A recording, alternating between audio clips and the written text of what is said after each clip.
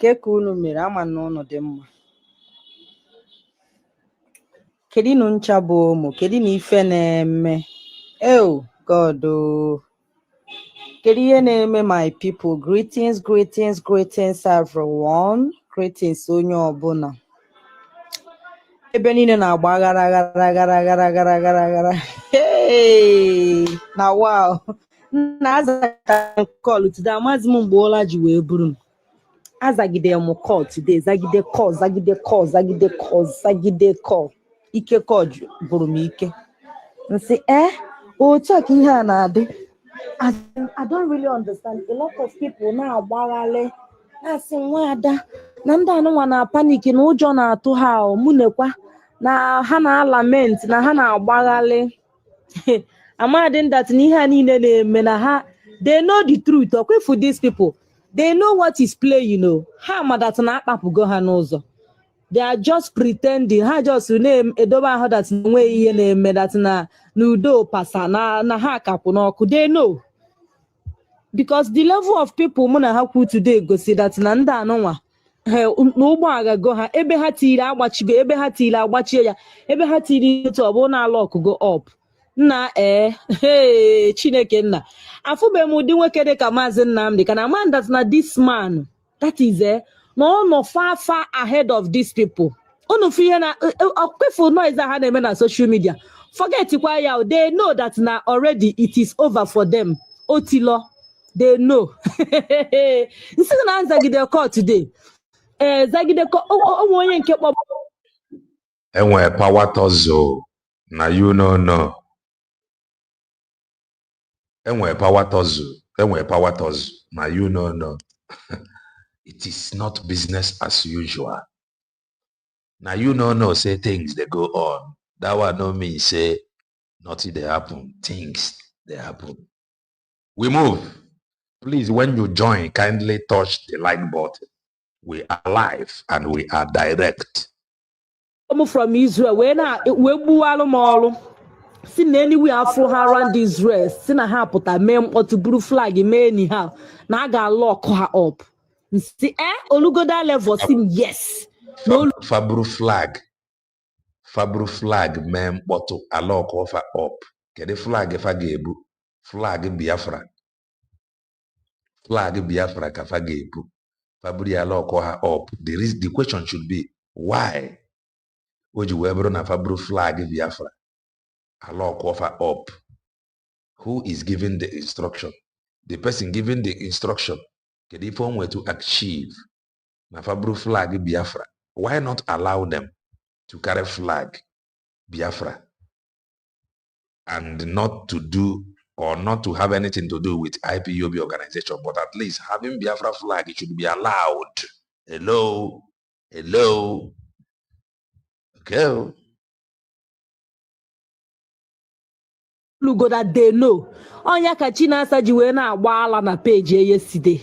You know, because if happen say that na liars, that na na-atụ asị na onweghị any letter ndị anụnwa receive nke mere onu ka onu tolotoro ọpụta yesterday na-asị na ọ bụrụ na a country receive something such letter that na enwere ihe ha na-ede that na onwe ihe a na-akpọ na ihe a niile ebupụta na social media bụ asị ọ makwa within nyanwa ine ya anyị fụ na ọ na-agbari day by day ọ na-ata ahụ ha na-agbada n'ike. Within her, she knows very well that na otilo that na ihe niile a na-ekwu bụ eziokwu because Maazị Nnamdi Kanu can not come out say na ihe a no as in no merie well no mere odro possible. They know that na ebe niile na-agbachisige. So ihe ha pụta na-akọwa watch ya ọnụ mmiri okwu ị ga-afụ that na ahụ juru ha oyi. Yes, ọ na-aka mma in this life agba n'oke speed. Don't run speed because ịgba speed ị ga-emelụ alụ. Ọ bụrụ na ndị ama ihe na ha nwee good advisors. Ọ bụrụ na ha nwee good advisors, ọ ka ha ediri otu a. Ụwazirike ekwulekwu sị that na ọ bụrụ na ndị abịakwutelie na ya ka ala ịgwa ha na this road ha na-aga na ha ekwesịghị ịga ya. He said it. But today uche mefu mislead go ha. Onye ọbụla na-azọ isi onwe. They know the truth. Ha ma that na it is finished. It's over for them. They know very well. And they have Prince Kanu meme na Europe. Hanachi ochi na si ima ndadi nzuzu. Hanachi achi na say hey ogbaga so from Nigeria na ịma ha na propaganda bụ 5 and 6 and ogbaga so from Nigeria na ogbanaga Europe hey na o zuru oshi na o mere nke a na-achụzie na nọọsịzi na Nigeria kasigo na ka ogbago Europe ha ma that na nya bụ guy that no gara on a mission they don't know. Today anya ha emepego ha afugo and the Prince Kanu abatakwana no gosikwa ha na ya abatago o jechago di ije nata ịma ndị anụnwa ha na-efiru na ha dị smart ha ma that na Maazị Nnamdi Kanu is smarter than them. They don't know. Look at them. Ha na-achị Maazị Prince Kanu ma eme ọchị na ọgbago ọsọ from zoo na ọgbago ọsọ ha amaghị ihe ọ garụ jee mee. They don't Chineke nna God abeg ndị adịkwa nzuzo ndị anụnwa amadị ihe ha na that's how ma what is to come because share our video. They don't know what is to come. Ịma na agbachite nkịta that's if ka ọ na-anya ama ihe na-eple. We knew that na a day like this will come that na Maazị Nnamdi Kanu ga-eme ihe o ji wee bụrụ leader. Ịma na ada akpọ ya onye ndu n'ọnụ. Ịma na Maazị Nnamdi Kanu that's o deserve that name. That name a na-akpọ ya oluri o merit ya onye ndu. Nke a gosiri truly na ọ bụ onye ndu. He set up IPOB. Nobody set IPOB for him. This Emeka Emesri ha je kpọta na-eme interview na-akọgheri ihe ọ na-akọ onye ahụ ọ dịgụ ka Adama na ọ ga-command ihe anụnwa ọchịchị eme obe. All these people are a bunch of failures. Ndị failure life fail. If you get now it is not clear na their faces. But Chinasa continue onya bụ iwe Chinasa because onye nke ahụ dụtụ nwa smart. Ọma that na ọ chajago. That's no Nugebelugo na mgbagbu ọ na-agbagharị. Chinasa nwere I know that you can't wait to find yourself inside nga mam you can't wait because you are losing it already. That is the ega ka ị na-akpọ nga ka asikene that na ijego nga mana ifuru nga ihe unu niile ga-eje ifuge. So you people ma unu apụtazi na aghọli gullible ones people na-amaghị ịma na enwe a lot of gullible people na this movement. Sorry to say this. Enwe ndị na-amaghị ihe na-play. A lot of people don't even know what is going on. They don't even know that na as in Nugebelugo na mgbagbu ihe agwala ha ka ha na-believe. They don't make their as in findings. They don't do investigation. Go to their platforms now. Imagine nke a na-akpọ Dimkpa Bini. I say na ọ bụ na ekwensu bịa na asị ka ya na work all together ka epulu Maazị Nnamdi Kanu na ga-ekwe. If you get na ha frustrated. Na Maazị Nnamdi Kanu mere gị na Maazị Nnamdi Kanu ma onye keke ụdabụ. Maazị Nnamdi Kanu that is it doesn't know who KK is. Maazị Nnamdi Kanu meet be onye bụ KK ọmaghọ ọdọcha doji he does not know him. But if Rukosia work for his downfall, Kosi Choka Maazị Nnamdi Kanu fail. You see the heart of men is desperately wicked. They as in how they desperate. They want to pull down Maazị Nnamdi Kanu for nothing. Simply because he set up IPOB, he want to restore Biafra for all of us, for betterment of Ndi Igbo, Ndi Biafrans. But to people like KK Oda, Chinasa Nworu, Chike Doziem Nanzurumike and others, they don't want it like that. Ha chọrọ ka anọrọ na agwọghalị n'ime pọtọpọtọ ka ha were this struggle na akpala ego. They don't want Biafra to come. These individuals saying now for these wicked souls, wicked species, they don't want as in they don't want us to be free from zoo. Ha like Loti Heni Nesiaga, even though Gigi Jonyendu Halelonyendu, they love it. Ha chokane prolong good the struggle. Kebeni nena dagata gata ka ha weli na collect ego. Imana we ha no anademma buru ndenze, anademma uru ndenze. They are not on the losing side. Han again steady. Ma mere struggle ma emere ego ga na-abata steady. Ha ga na-eji their office na analụ Eastern governors ego. Anya mere ji wefu, they are fighting tooth and nail to retain that position. Information we gather today with that, but that's Nanda Chigo for 9 good years, going to 10 years. Now this office if for Hana Bella Aqua today. People, somebody no no chichi, even as in the zoo, Hana no zute 9 years. They are corrupt leaders now 8 years kahanachi, so they are as in they have stayed long overdue. If but they are still fighting to retain that position. Keweliana nego, kewelia do relevant, keweliana shine. Just like here Prince Kanu Meme said today, I saw it on his platform. That na ha remove Afamazi Nnamdi Kanu, that name Kanu from their mouth. You will see them vanish from in this thing. You will just see them vanish away. Ihe ka keep ha or they ka people ka na ha anya ka amali ha ga-ekwupụta n'ọnụ bụ that Kanu Mazi Nnamdi Kanu ha na-akpọ n'ọnụ. Ha stop ikpe kịta si na ha bidoro nke ha move on. You will see them vanish like Uchemefo. They will vanish away because no, they have nothing to offer. Absolutely nothing. They are just there for money. Ego Eastern politicians si na-enye ha na ego ha na-egwukọta ụmụ Biafrans bụ ihe na-echu ha ụla. They want to stay, they still want to retain that position. Onwe ihe ọzọ.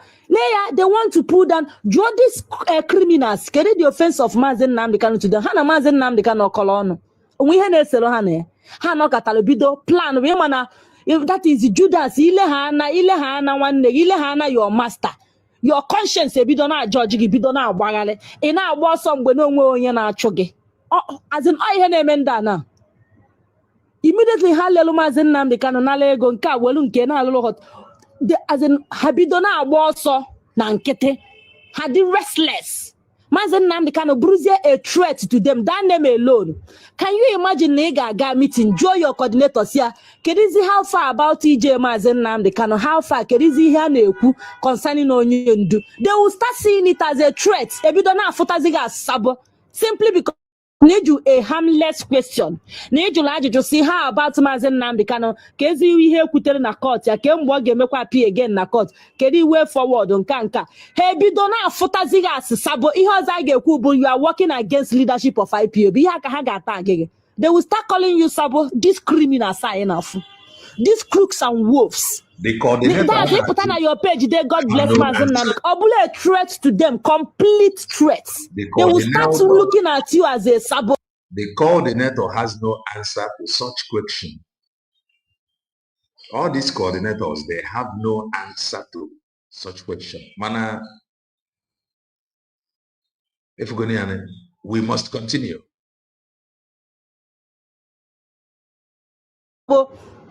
They will distance themselves from you because they are not whiter than white. Ha, they evil.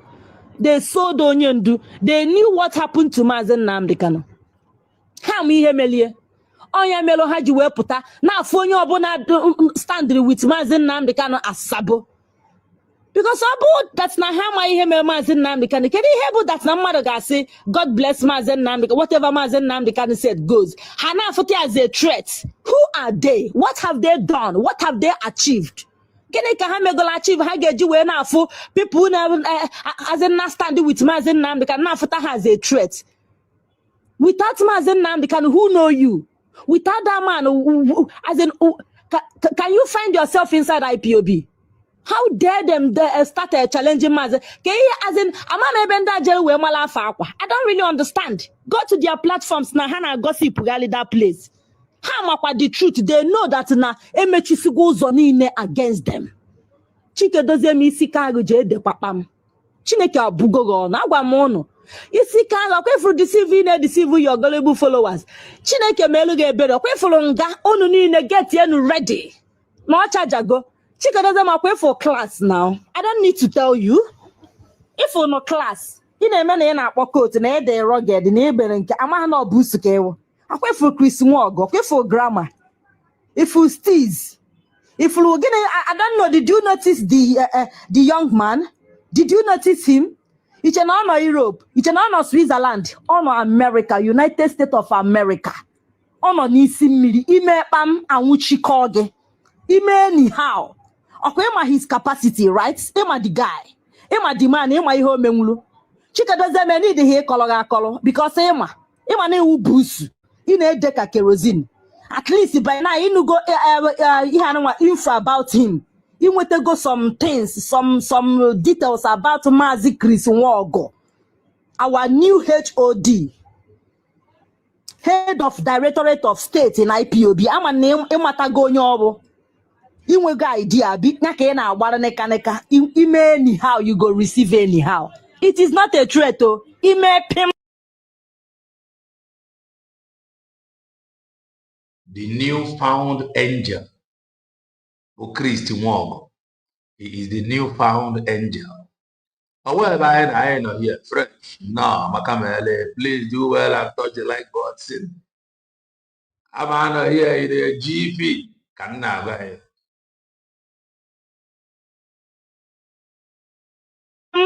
Ibe ka egwu ịnwa anwa asụọ pim ememi na gị dazi ijeche eji ọfọlọ gị ụna na ihe unu na-emegheli unu na Facebook na-awọtọgharị na-ezuzu onwere ihe unu pas onwere ihe unu ma nothing unu just na-ezogharị kịta Maazị Nnamdi ka na-agwago na ihe o ji wee bụrụ ọhamadike eze nkotonko nyiri mkpuchi unu afụ ya everything abro noise, everything no be noise. When you see people doing some certain things, keep your mouth shut. By this time last week, Prince Kanu meme amu, the mission or gabalo, no the smart. Ono kale mo that na wana ha bo say if you na nkete, no do kwa kando nwere another plan. But ono the foolish, na on social media na wotogale, na achọ ihe Achalugo kwuru. Na ihe metusela na ndị ọzọ kwuru kịta ọ na-afụ gị na anyị na-ekwa n'ebe anụnwa na-emekwa the needful well na underground work is ongoing unlike underground work nke unu since 6 years unu na-alụ underground till today onwe ha anything but you see underground work Prince Kanu meme that's onye ndu sendiri under 1 week a deliver afụ the result ozigbo but unu nwa nothing and na social media na-akụsa asịrị Achalugo is against this. For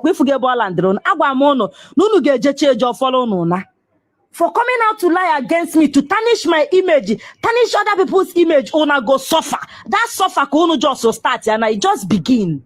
This is just the beginning of you guys suffer. Mumaga condescend the law, be defend the criminal, said the kono. Meaning, did I know you people? I'm a mono. Not be Maazị Nnamdi kind of voice I hear before I join IP. Did I hear your voice? I'm a money, I'm a ABC.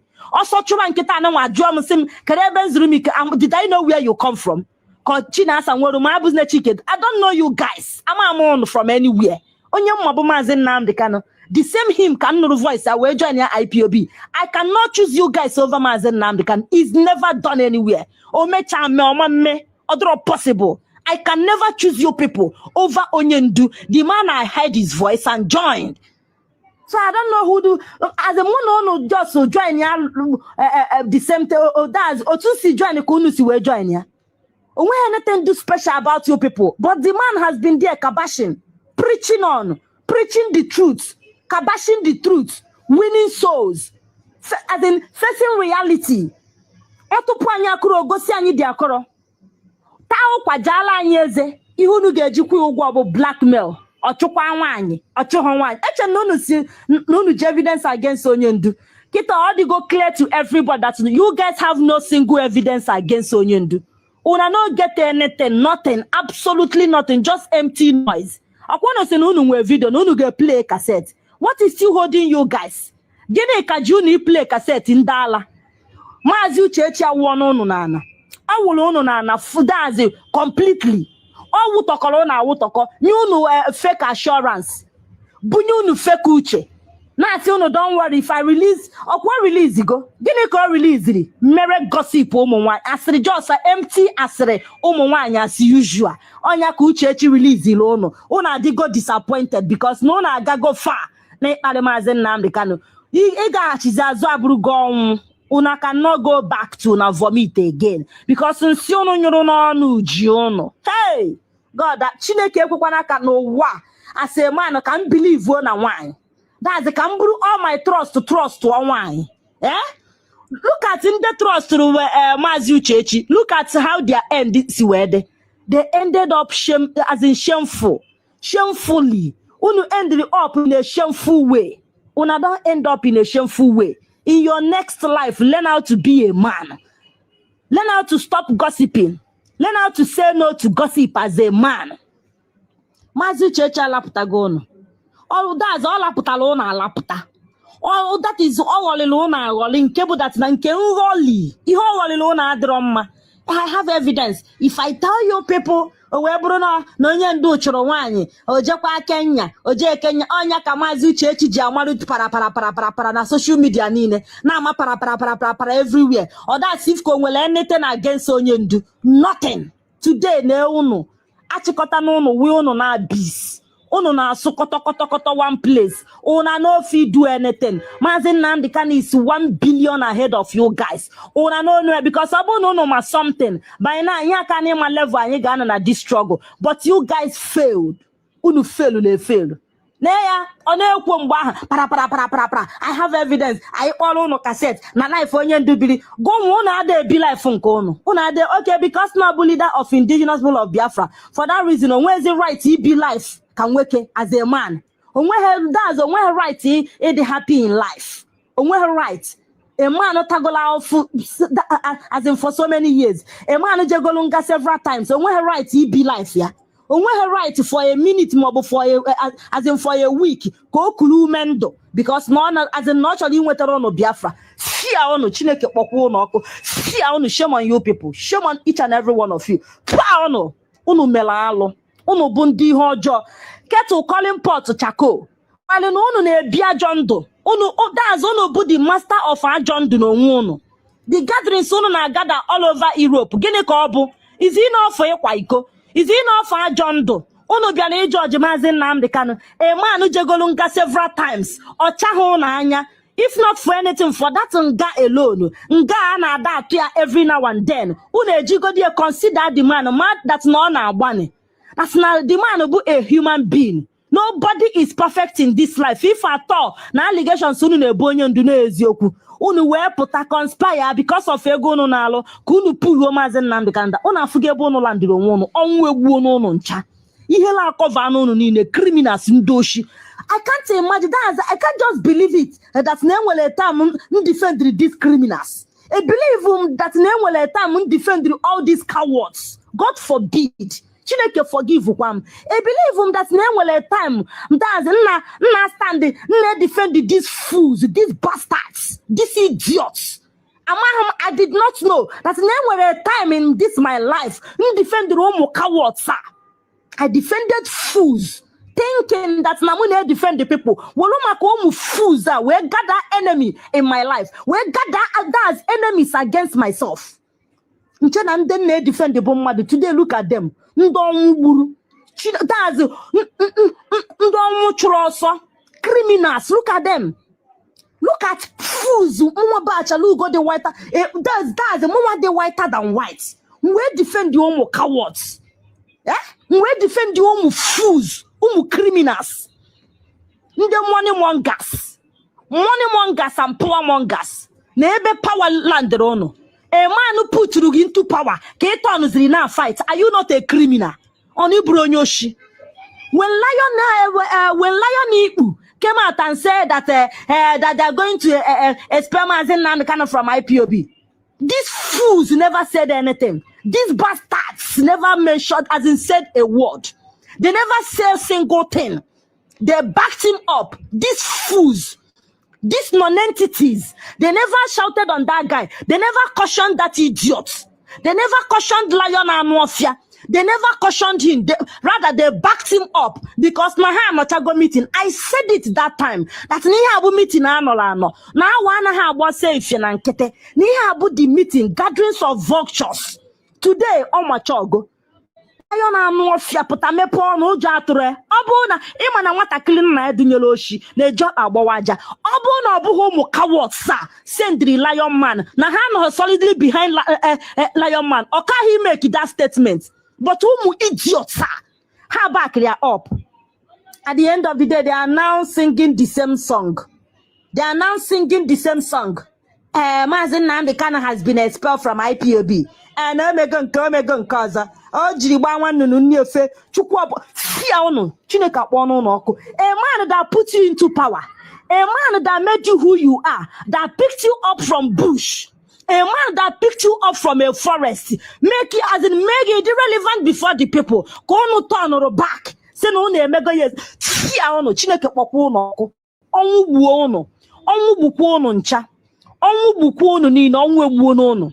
Okuna afnebo no land lo una afugi ihe unu metelu o metere buru unu emetego and unu ga-ebu obomu ga-eburu unu emetego unu ga-ebu onye zaka onya kpo otu unu zakọwala unu ga-ekpo ya unu ga-ekpo una afu be anything una ama unu chefu na mind and I had to go younger now for life no man mega no man putazi but ọ ga-eme unu vam n'anya ọ bụ onye asịrị nwụọ na anwụ yes ọ bụ onye agwara nya nwụọ na-enwuchi anya nwụọ yes mmadụ abụrụ chukwu onwe onye bụ chi ibe ya unu afụnie otu o si wee nọrọ head of you people unu na social media na-achọ onye unu ga-scam chiri mkpụrụ anya dazi wụkwasa na pockets of Biafrans unu na-achọ onye unu ga-egwute wayo bịa na ka unu gwuo wayo bịa na again ka m fụ that idiot ga-enye unu ego let me see that vagabond that will give you people money again ka mma ma alọ na-agba that person ka mma isi ọ na-agbaka that person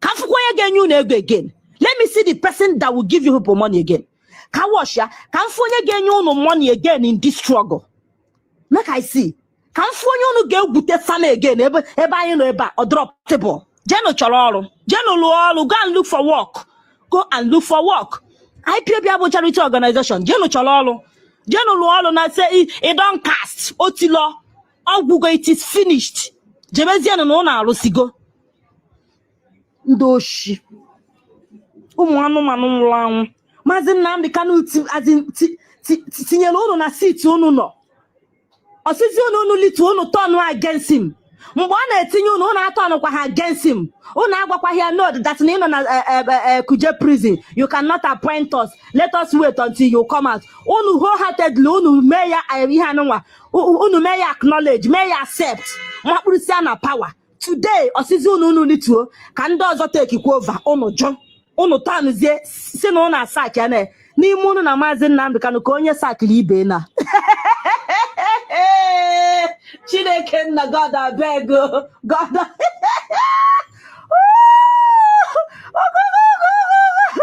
na ọkwefu n'ụwa onye na-amaghị onye ka egbu ozu nwụrụ anwụ it is only a dead body bụ ọdaazụ ọ gbatọrọ go ọmazi onye kenu ọ nọrọgo ebe ahụ bụ that na ọ nọrọgo it is now the living duty to as in to put to carry the dead body tinye na kpochi aja ozu nwụrụ anwụ bụ onye na-ama sọsọ ozu bụ onye na-amaghị onye kenu ozu nwụrụ anwụ only a dead body otu unu nọ n'ụlọ ama that na Maazị Nnamdi Kanu kono in all ramifications in and out everywhere ọka unu kwenu for ya na a man in the prison na head of you people unu na-asụ kụtụkụtụ na social media na-edegheri unu che na by writing unu che na by egbe ọnụ iche na by egbe kwarata ọnụ la ụmụ nwoke na-akụ asịrị ka nwaanyị na-ekụ ile ha si aghọ nkọ ụmụ nwoke na-akụgharị asịrị ka nwaanyị na-agba kwarata ọnụ ka agbọghọbịa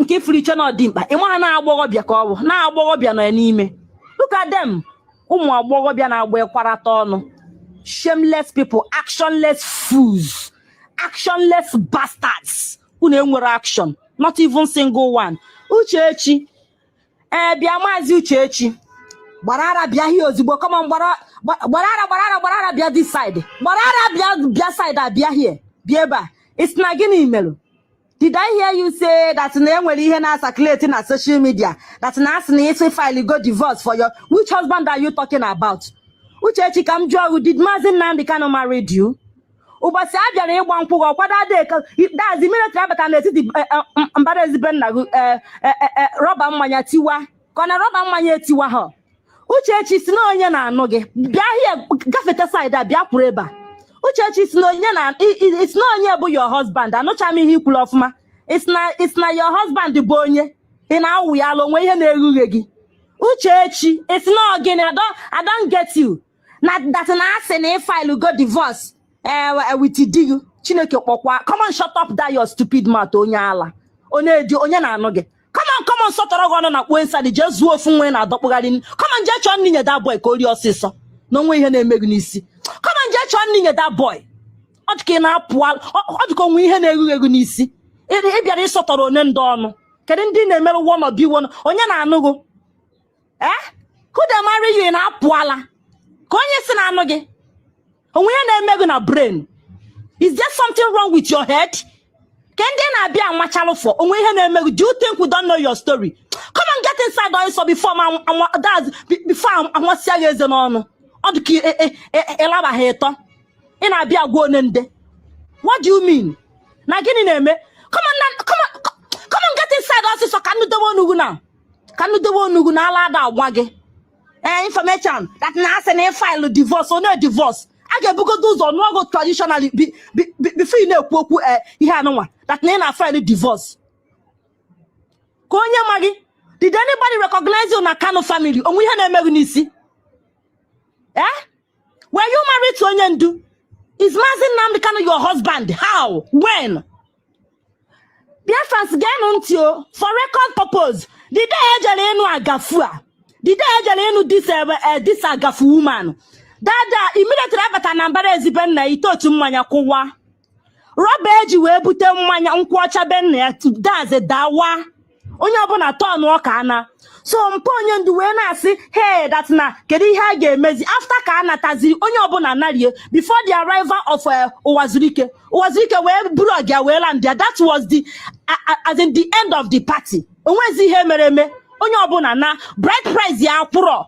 Mgbe a na-alụziri so after obia buru cancer nye onye ndu, ọ na-disturb onye ndu mana desperado to aka their life na ade. Now like this, now in their life they be desperados. People that really want to marry a high profile person. As in obi don't disturb onyendu. Worry good onyendu. Share that video, share this video. Share this video to Chechi. That woman, share the video to her. So with this woman, this agafu because he need disturb onyendu. What is good onyendu? What is good onyendu? Onyendu we jokum pempe we say no bono that's no kalia kejenuka as in kapwa 1 or 2 persons keje me go benne keje kwa her diary. Otu aka esi wee megide at the end of the day onye ndu jenga onye ndu akwozi that diary onye ndu akwozi the ugwu isi this agafu. Can you help that today na parade onwe as a wife? Uchechi, who marry you? Uchechi, you say na who they marry you? I don't understand. Now who be your husband? Can you be a married one or be? I don't understand. Say they say you file a divorce for you. Which husband? One digi. Mata, come on, madam, come on, get inside also. Come on, enter inside. Come on, wash also from here. What kiss your drug?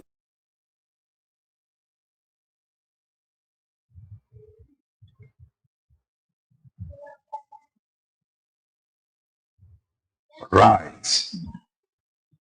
On an here, we will continue. On a heart total now. It is sweet, Abby. Buying with Kendi also. Ibara analika na comment section. I help you. You have a freedom. Achalugo very fight. Ako kama mtu ansi play program Achalugo now. And I neche maze banjoko. Apo tara kwa na Achalugo ba sika. You know go funny. Apo tara na Achalugo ba sika. You know go funny. So ona abawasi onu ona ato. Mba agbata nke ndị ọzọ gba. It does not matter. What are they saying? Show me evidence. Ona ha aka ọnụ na iri ajụkwa evidence. That is in the Igbo to some of us. Mana why are we there here? Now who they marry you? Now who marry you? What do you mean? Say this woman no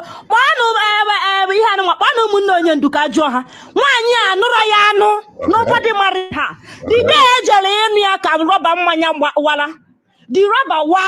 Nobody married her. Onyendu, your supreme leader, went ahead and impregnate her. Be careful. Before you feel in a fight with church, it matter that you are making mockery of Mazi Nnamdi Kanu and the family. Anoriano, Papa Mazi Nnamdi Kanu was king, Eze. And he allowed it. We are working. At what the girl ime. We are working. I married the girl now. Boy abroad. Anoriano.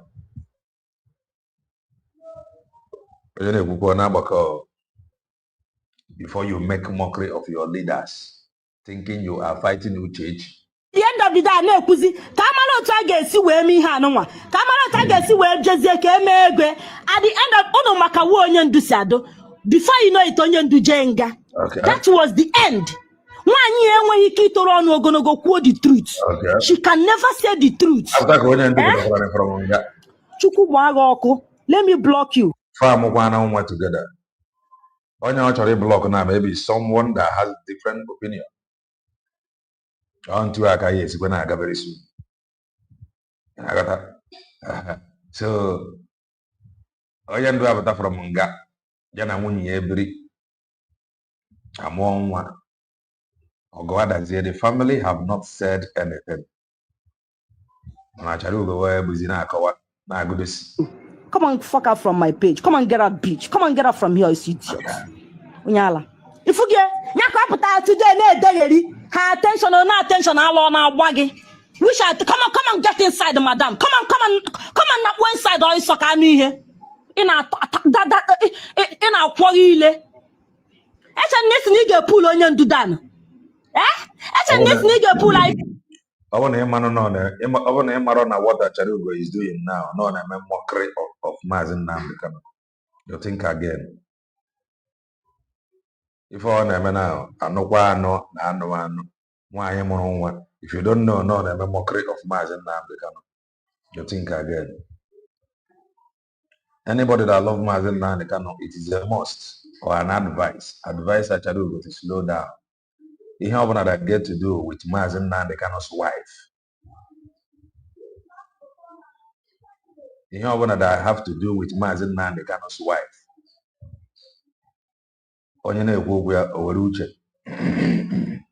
Because if I want him or one, if I have a woman that the family know, so somebody gave belong to the family. Now chose to run down the woman. She should think again. You know, do no, or Makamele. All right. Be done. What is still keeping you? This is what is still delaying you? Get anybody pull be here done. Even when you put divorce. Onya na go first as in. Onya we have a prince. Don't even go there. Like anybody can get anybody pregnant. Onya we have a prince. And if I have one, onya wana man. Obe fu bere one as in na kano. Ebe yala one yi. Ebe one yi white wedding clothes. If we were ebe one yi after wedding with Mazen Nandega. Are you serious? If we were the woman, anybody can get anybody pregnant, so anybody can wed anybody. What are you saying? Anybody can get anybody pregnant, so anybody can pick anybody from anywhere and make white wedding with that person.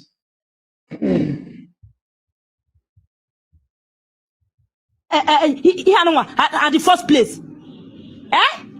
Now they marry you, this woman. Go on. I am not against that, but I'm against propaganda.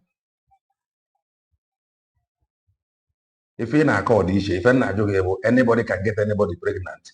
Anybody can wed anybody.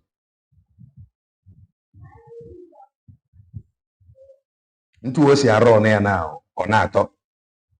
When other people run their own, you have to out. Nobody on social media corner. Nobody should complain. A prince or king, they have right to belong. Many wives. Mane potazi. Ebu munni akano. Brudi okunisi. But what I don't understand. Umunni are around. Then onye nebuya nisi as an outside. Nebuya for what? It's okay. I'm na Kano family. Onyoshi. You just want to belong, okay? Shine, no? And I be when you put divorce. Now who recognize you there? Okay. I'm Waga's wife. And when meeting in the way you're on here, and I be a Tagala Nila na social media. Kezi nkeno meeting in there when you're there. Kezi nkeno meeting in there when you're there.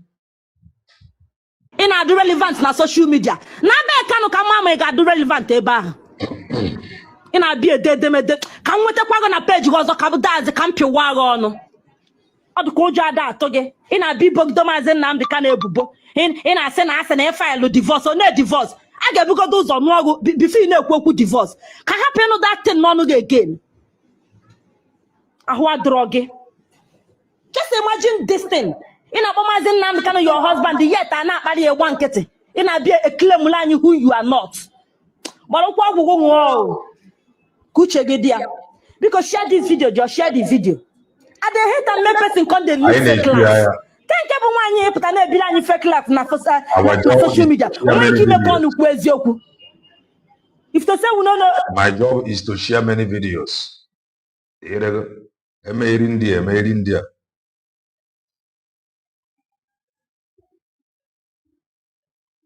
What are you saying? But you said it is not a bad thing to impregnate a woman. Then among my job, why you with a white wedding? So you are actually saying that no marriage.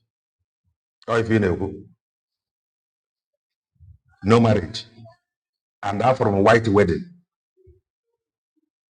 How can you convince me then with a marriage? And that from white wedding. Now you now want to change the narrative.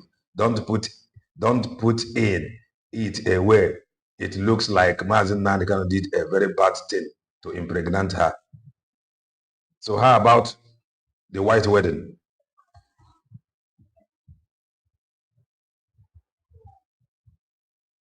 Marriage for produce the white wedding. Produce the one.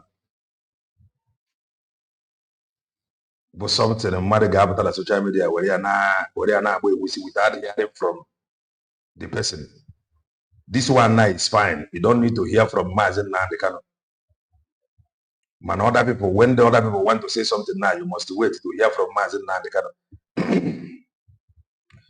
Our job is to play all videos. The story now, you go be say we don't know the story. Madam, I beg you, I remember we hear what Joe. And I be a calling you, and then dance, and then call you now. So,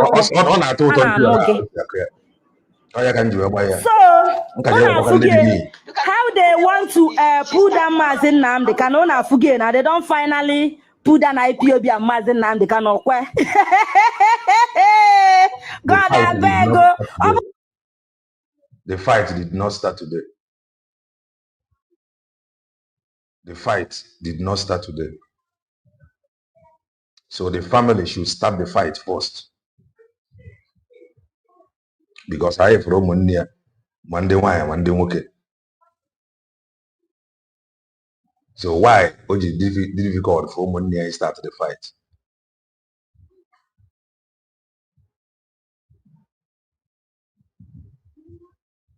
What is that thing that happened like that?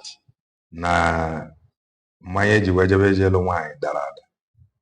The father never, the lady Ajezi Yoruba beg, Riotaxia beg. If any in Ariotariana beg. And the Maazị Nnamdi Kanu, his father king. A woman, the son, Aloro, Abiariota the marriage in a beg. Before the king.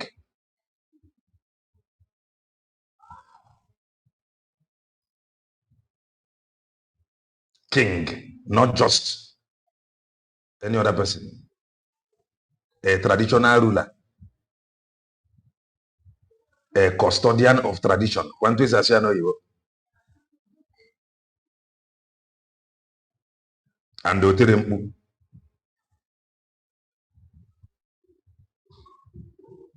if I were king.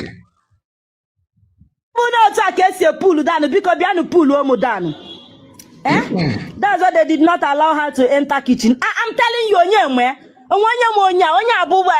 we wanna be. No, king. Also, when if it I am for a picture of white wedding. You will again say the father Abro king. Anakaroka. When the father about king, I am for a picture of white wedding. So into you for now on her total audio. Okay, this is the job on arrow, and this is why anybody can be suspended, fired. This one cannot be fired or suspended. The same job with Osoji. Every other person can be suspended, fired, not Osoji, because of the other. Side chick. Onye abụ side chick onwe onye ọbụ. Ọ pụta ọ na-agba kpụrụkpụrụkpụrụ. Nke ka ọ na-agba kpụrụkpụrụ for. Onwe onye regard ya no.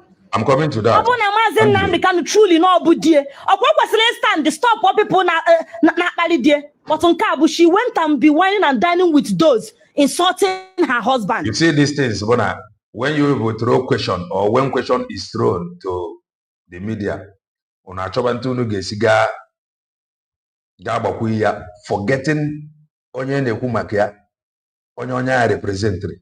So are you trying to tell me that Maazị Nnamdi Kanu no man a fake wedding just to transport the wife to abroad? That is your fake wedding. Is that what you want to tell me? Hey, he came proud. Trying to pull down her husband. Na ihe Edimba Binikwulu.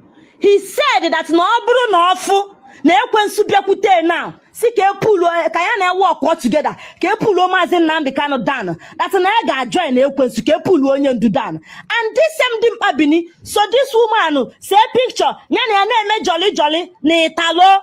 Mbụ nwanyi onu na afu chekeleke. Oputa na na asi anye that na asi na file for divorce. Ima na onye fi another as odunno. Continue shining with that name Kanu until then. Just to continue shining. Kita onye ndu no n'ime. Continue using that name to shine for the meantime. Oge na abia mgbe a ga-eji ụtarị pịapụgụ be Kanu. Apịarụ ga apịapụgụ ilo, apịapụgụ ozugbo pụọ. Ị na-akọ shit. Onye abụdị ihe anụnwa the brain behind Madam Isi Punk. Right. It is as possible as anything. Like, why would you why will he do that? Do fake wedding. So he deceived the woman. So if I want that she asked for divorce, he refused. If it is possible, Nayama can arrange for fake wedding to deceive the woman. That is to say, now why the right? No, nemebu yemebu. Na Maazị Nnamdi Kanu adịghị treat ya right.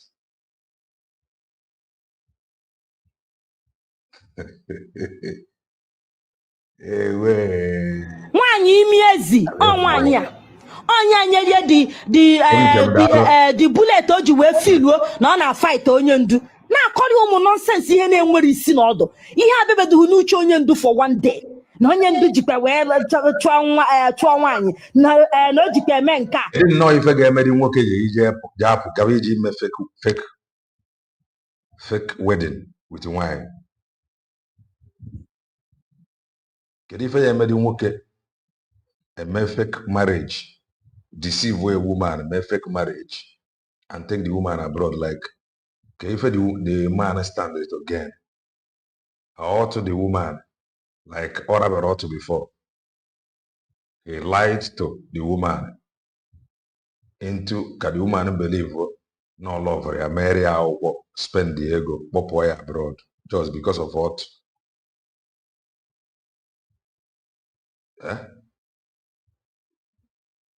It's not as if now the woman with ego or what's not the money on a target.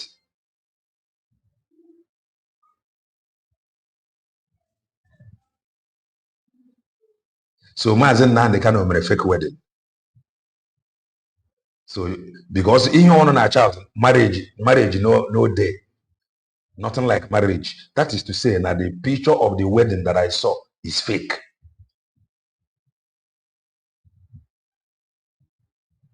But then because of what can make a man spend his money, transport a woman to abroad. So if not because of what again? The woman, who knows in a wretched family. Many of you believe that marriage did not happen, but I saw wedding. And what happened?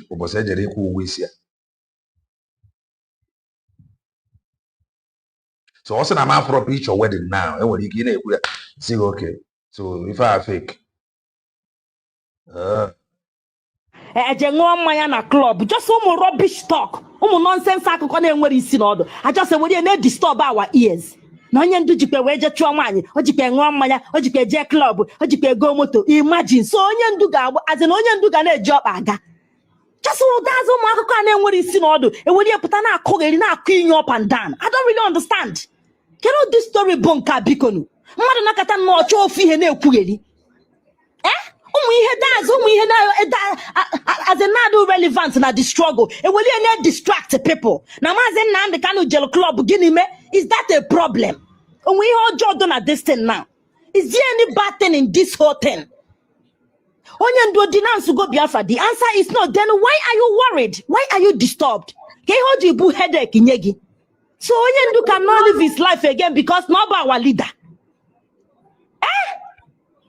Yes, everybody wanted the story now, my sister. You heard the story. Yes. Nobody married her.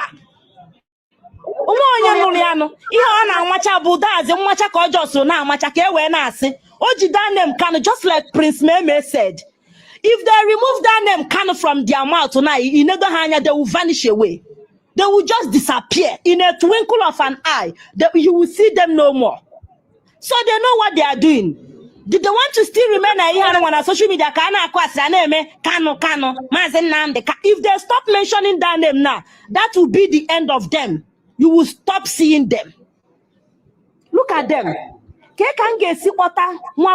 Sales boy. See an manager. Now this is my company. You manage other sales people. That's not Saki going from my own company. Not you going from shop, not you going from company mo. Na draws irrelevant. No brother moon was the company. No one was here. And I'm up. Go na other that's other my sales representative. No how one was it that he had no company mo. That's not you go. Can go see sound no nante. Did as in under my set the up IPOB. Are they the founder of IPOB? What did they know about IPOB? About this in gem. Is it no Maazị Nnamdi Kanu that called them and appointed them? As in, he was the person that gave them the office that they were managing before Asaki. So Kezebe akụkọ Saka Sipa Saki esiro wee bata. You know, kate chupu a man, a man who made you who you are. And I called akụkọ akọ.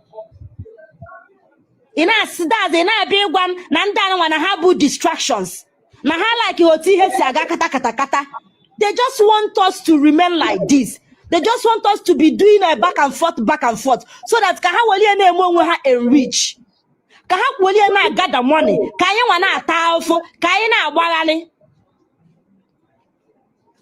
All of us, how many people will go na this in gym? A lot of people are one at this struggle. So we get you no, it's not done. But these people, they don't want Biafra to come. That is why maybe I see her do this. I see no. For what? You go everywhere. I'm a platform. What are you guys looking for? Okay, now that you people say that now and Onyendu is no more our leader, na IPOB. Okay, now can you way forward? No? What is you guys way forward now? Can you way forward? Nothing, just my social media. And on our saga, and I yono. Upon us no busy leader. Can way forward? Can plans on? Can your plans on how to restore Biafra? Getting about plans on. Onye ụgwọ nwe zuhu over time enwe ike izudie n'ụwa enyere unu this that's Maazị Nnamdi Kanu was away anyị plan nke unu ị ga-agwa anyị plan nke unu kedu plan unu now at least to convince some of us na-ekwu na nwere onwe adị ozi unu n'aka kedu plan unu for 6 good years ọ nọ na nga I have no struggle on where you mepụtanwulu. So okita no just kapta na abamba kana as in kana drag I sack you, I no sack you, I sack onyendu, we no sack onyendu kana emi o ihe abu the strategies unu. O ihe abi unu ji we share that ko unu distract anya bi. Okay, now that you said that's an sack go mazin nan can you work forward on how to restore Biafra for us? How can you people do it now to restore Biafra for all of us? How? Obo no unu ga na platform metu yesterday na TikTok ebe a ka anyị gwili chifo. Obo no unu ga agafuru people a na-akpọ principal officers, gentlemen, not touts. Not touts like you people. Not vagabonds like you people. That's inege people that is inege hemti no they will be flowing. Okay. Flow. You know that is that's not what they humble. Obviously, they want to be receiving a from us. Actually, they feel too big. You can't zoom ike. My business chike does them before you know reach here. On a doba hoka busu. Oga hekwe daz. Oga has a kogi. Ideliozi that message got there by months. Chike does them aga mepe. Anya chaho dili da chuku wa oko. Chineke kwa oko duposa. Tia ono. We don't want that kind of coward. So when the principal officers are I want you to make 1 million echo. If I am a color, that's OPK, or the carton or get you where Wagoku, equal Wagoge. Please, I'm busy. That useless man, that useless old fool. I want him, Fiago, shame on you. Chukwa bwana goku ebe obuna no Chineke buogo no asinga gba im oga ha dere na mma for intimidating me na this struggle you go suffer. If you want your office name me ba Achalugo, did you know how I started? If you want your office name me intimidate ala na wage fiago shame on you. Chukwa bono no nchono Chineke akpogo no oku anya actually that feel too big. Anybody we don't want to stupid people in our midst again. Enough is enough. Abona no clearly platform metu yesterday na TikTok. Ono kalefu prominent people, prominent principal officers. It does. He gave voice in that email to her. And I no go down no million had their speech. They as white as snow. Speech help water. They sound. The welcome question. Unlike when you ask a China Sanwaru question, China Sanwaru, fear will shame on you. Chuku Bogono, Chineke Bogoko. Edwan Wafiana, watching us a war at you. You have please don't ask me that stupid question. China Sanwaru, Geneke Warema powerful. Geneke Warema powerful. China Sanwaru, Woogie, Oga Hadrina Targanama. You know, go see better. Fear will shame on you. Shame on you. You know, go better for you. Oga Hadreganama, Ega Deko Noa Korogi. Idiot ajuju about Onyendu Bido. This idiot went to my powerful. Bido Kubo Binjini. See again, on my quihon or dad's on my quihon me. Nappy happy this man or Kahamuvo. China si Kuria Koni Kure. I don't say an egg out to my powerful mecha 0 to Diarosi. Onyoshi. Crooks and wolves. Criminal. You met out to Diarosi. Onune Woogie. Ndoshi. Anya Dan Chibu. Anya in disguise. We don't want criminals. I actually Gana Ganyan Tinonu, Gana no our cry, Gana Watala Nyosa, Gana Ganyente, Gana Nyanya attention. When you call them, when you reach out to them, they will respond. Anya actually Dandala Banko, Anya actually Dande Koromoto, Lidanda na Kuiko, Anya Choya, Anya actually Lidande before Zako Raga condition. Enyego condition otage sina zakogi obuni ikwete bido zabakogi obuni ikwero akwusiza your call anya choda can leader in IPOB again fear ono. Imagine nzurumike ikpaya na phone obido na emelugu bedroom voice bedroom voice as in bedroom voice ga or for IPOB struggle call for gene kedu your motive of use bedroom voice na aza call Nzurumike cause some like in a make on only in a melody bedroom voice. Nzurumike bedroom voice or you do wagu mebe. Madu morgan a phone you change your nugi. Nzurumike fear the shame on you. Email alo na this struggle. It does email alo na njema. Okwage email alo.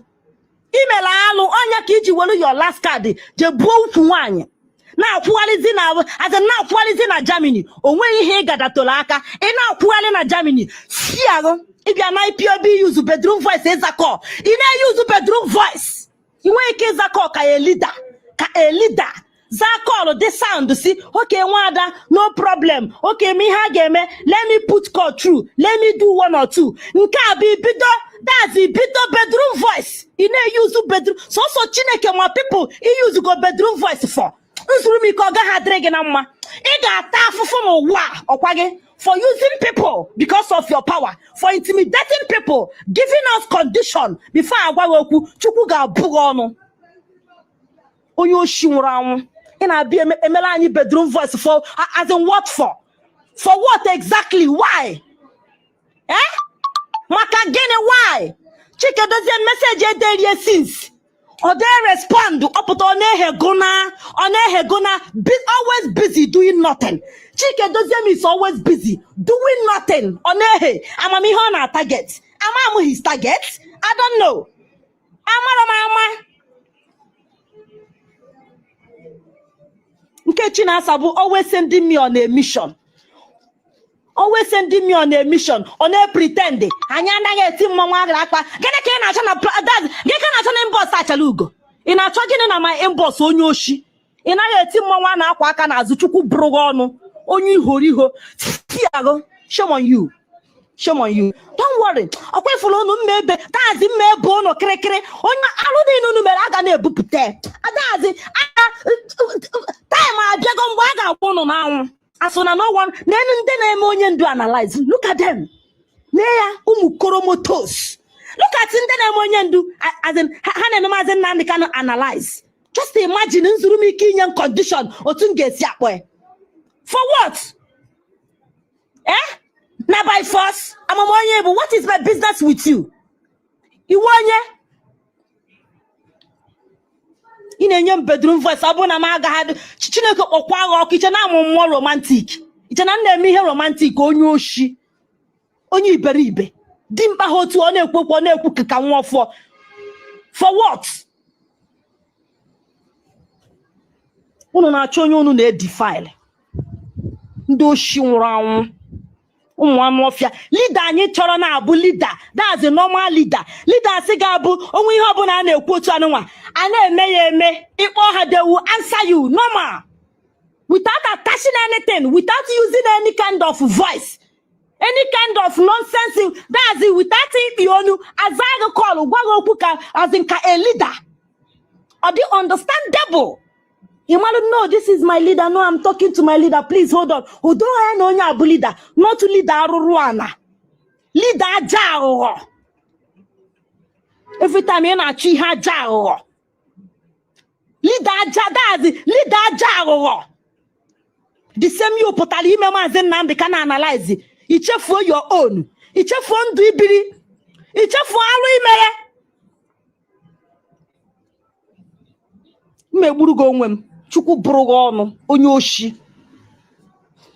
So my people na forget if under they know what is coming for them they know ha madat na ebe ni na emechisigwe obazi uru na ha pụta kita nwa na edobe ahụ and nothing is happening afọ mu messages okwu nkasi obi ha na-ede ma nka na-akpọ ọnụ nkụ na UK na aha hewe ọnụ ka akpa nka dazi nka duka ihe eji chụrụ ndị mmụọ aja asinoge Chukwu ka asinogene kama a ga-ekwubegodu on how to clean her name from aka nwa nwaanyị ogiri ọpụta na-ekwugheri na edegalo a country ifudo ọnụ ya that is amam nne nwaanyị ya otu iwu that's iweju m mkpụrụ obi abụ na edegalo a country letter ifudo ka ọ ga-esi na ọgbụgbụ ọnụ jobia na ọ na-achọ ịdụ klasi wele na that is onye abụọ sụ akpụ just imagine onye na-asụ akpụ na-abịa emere anyị klasi that's na abụ na edegalo a country ozi that no target here receive na onwe ihe a na-akpọ na ọgbụgbụ ọnụ that is amam otu osi wee find ya ha way na UK nne nwaanyị ha otu adigu na-ata afụfụ iwere ego je lụọ ike lụọ eze iburu ego ndị IPOB lụọ ike lụọ eze ichedu ha echiche otu ị ga-esi wee nyeru that idiot ị na-akpọ di gị aka ịpụtazi nwoke ịkpọta dosa n'ụlọ ka ọ bụrụkwa nnọọ ya bụ nna ụmụ gị ị na-ekele m na ọ dị gị ịchọọdị ka inyere onye aka ibuli ego ị ga-eji mee ya ọ bụrụ mmadụ iwere ya lụọ ike lụọ eze kama ị ga-apụta clear your name ịpụta that is na-emegheri na-eme onu ka eke abụrụ na ejejewe kọnfri akwụkwọ na ọ nwere dịka ama m eze obu n'ọnụ ọ naghị ekwu okwu every time awaka ọnụ eju ya ọnụ na-abụ awaka ọnụ eji ya nkọ ọnụ na-abụ nne nwaanyị na-ebu awaka ọnụ ị na-etela anyị ifi ọnụ anụmanụ nwụrụ anwụ abụrụ na edegara kọntrị akwụkwọ ọ bụrụ na ha receive ya o nwere ihe a na-akpọ ya echetezi m ihe ahụ o nwere the name is a single name God forbid batin ụmụ lụrụ alụ as long as they went far to insult our great leader Mazi Nnamdi Kanu, that is when they lost it all. Yes, but they don't know. Ima that ni ihe bidoro ihe niile bụ that na Madam Chekeleke bịa na-enye ha full assurance na ya ji things ọ ga-abụ release ye the struggle aghasa Mazi Nnamdi Kanu destroy ya pull ya down. At the end of the day ha na-echezi na eko wepụta ihe ọ bụ nothing onwe ihe o wepụta nwuru ọnụ okpo ya ka ha nọ ruo taa ha fugo that na Madam Chekeleke eyuzugo ha ọpụta na-edegheri ifugie. In this life, never you fight onye that's onye n'ọdụ ka your God. Ịnwa anwa n'ụwa fight onye that's onye n'ọdụ ka chi gị. Ịma na ị ga-agbagbu onwe gị n'ọsọ. Because I can't still fathom the reason why these people ga-eji wee pụta. Say that na ha sack ya na onye ndu. Na ama Mazi Nnamdi Kanu aka mgba. What for? Can ebe how? Keze ebe the things? Like I don't understand. Awataram. Gịnị ka ebegidere ihe nke a wee bee mma n'aka nke gịnị jizi wee mee na onye ndu nọ na prison how nya ka a ga-eji wee pụtazie na-atanish imejie na-ama ya aka mgba. Imagine ụmụ touts na-eme nwere anything in life.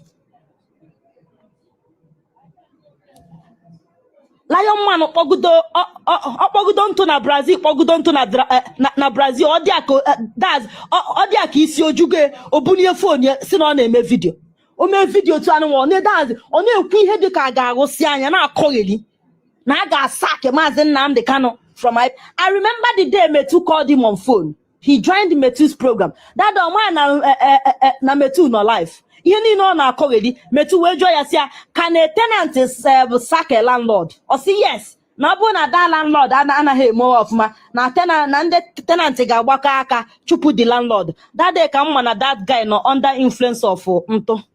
That day ka mma na ọ na-aṅụ that's na ọ na-akpụ ihe ọkpụkpọ. That day ka mma na the guy bụ onye na onye abụ onye ihe nkechi. The man bụ onye powder onye nkechi ọ na-ekechi na-atụpụ. Metusia isi gịnị? You mean that na as in na tenant ga-agbakọ aka chụpụ landlord ọ sịa yes na ọ dị possible.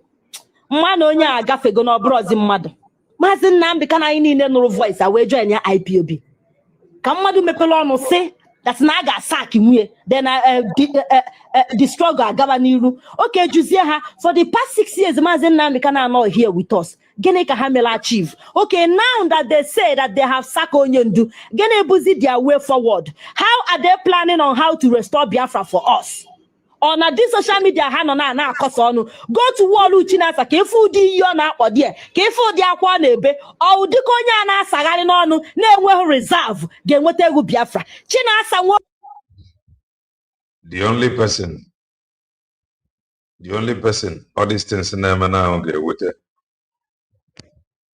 side SDOX Emechike Norienne. The only person if any na-eme now ga-eweta bụ Chinasa Nworu. If ọ ga-eji na-ewute ya na-abụ na from mbido is o gosiro his face. Ọ bụ na o gosiri his face tete na ama nri ebu ya aka So you be now somehow. Makoputara na be okwu now. People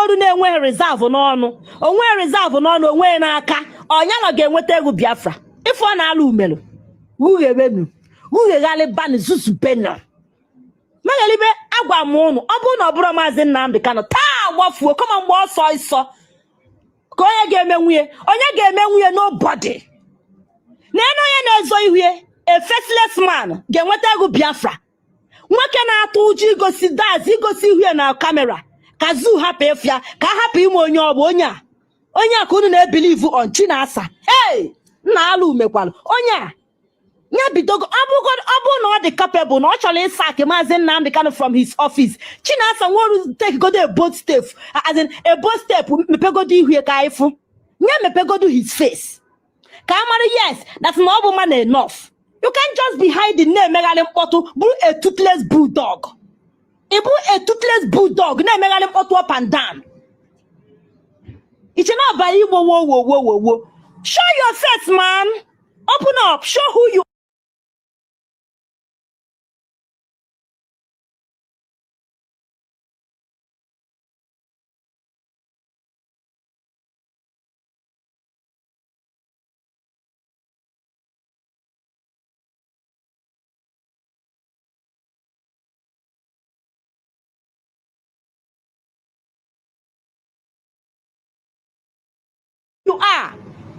Also, and everybody know me. One ne. It doesn't matter how you are setting people up. One ne cannot get me. Ana ma fucha ihe niile na-eme ihe niile unu na-ahazi ma ndị unu na-esendi oga unu anwa mmenwu ihe dị na mụ adị m ahead of you guys. Chinasa Nworu be man enough mepe iru gị na ala ada agba gị. Open your face. Mepe ihu gị ịnọlụ behind the camera as in nọlụ behind door na-eme mkpọtụ ịbụrụ nkịta na-agba ụja n'efu ị na-agbọgheri ụja ebe ụja si pụta ije gboo ụja na kpuo ka izuzuchara ihe a niile Chinasa Nworu ka idegherichara ihe idegheriri gịnị ka ihe ndị a niile gasịrị gịnị mere Okeke jela amị ka ebutie ka idechara ihe niile a no be for social media I end Chinasa Nworu nwere another plan. The answer is no. You have no single plan. Onwe ofu mkpụrụ plan ị nwere ịgbalụ zero unu niile ka unu niile zụchara ihe a niile unu na-edegheri na ihe a bụ fake na ejikwa na onwe leta esendri that na ejikwa wee je report unu na 72 countries say you know be easy say you know be smart thing ka ị megherichara ihe niile a kedu way forward? No single way forward. All ihe your cowards fail to ask you. Ị kwesịrị ịgwa ha way forward but no single way forward. No way forward, nothing. Unu gbadu zero. Oburu a man nwere a lot of things in isi. A man motu a ga-esi wee mee restore Biafra ka unu na-ama aka. Mmiri lili mbeku. That's mmiri lili enyi ka mbeku jere na-ama aka. Mmiri lili enyi a whole elephant. The water swallow elephant ka mbepụtara na-ama aka. That means unu chọrọ ịnwụ na una won't die. And una go die. Chinasa, if you na agogo, I am promising you that ni ye jeya. Ihu ga ị na-ezo ezo, everybody ga emesi afọ gị. Okwefu picture ị na-edina na obro gị ka anyị nọrụzie afọ ya. Ihe abụgo 100%. Na you be this. If you gwa, otu isi ezo ezo, ụwa ga-emecha amara gị. If you nga anụ nwa na-akwa gị. Buga niile ị na-eme ị ga-emecha land ebe ị ga-land and ị ga-ebe ka ewu nobody will help you.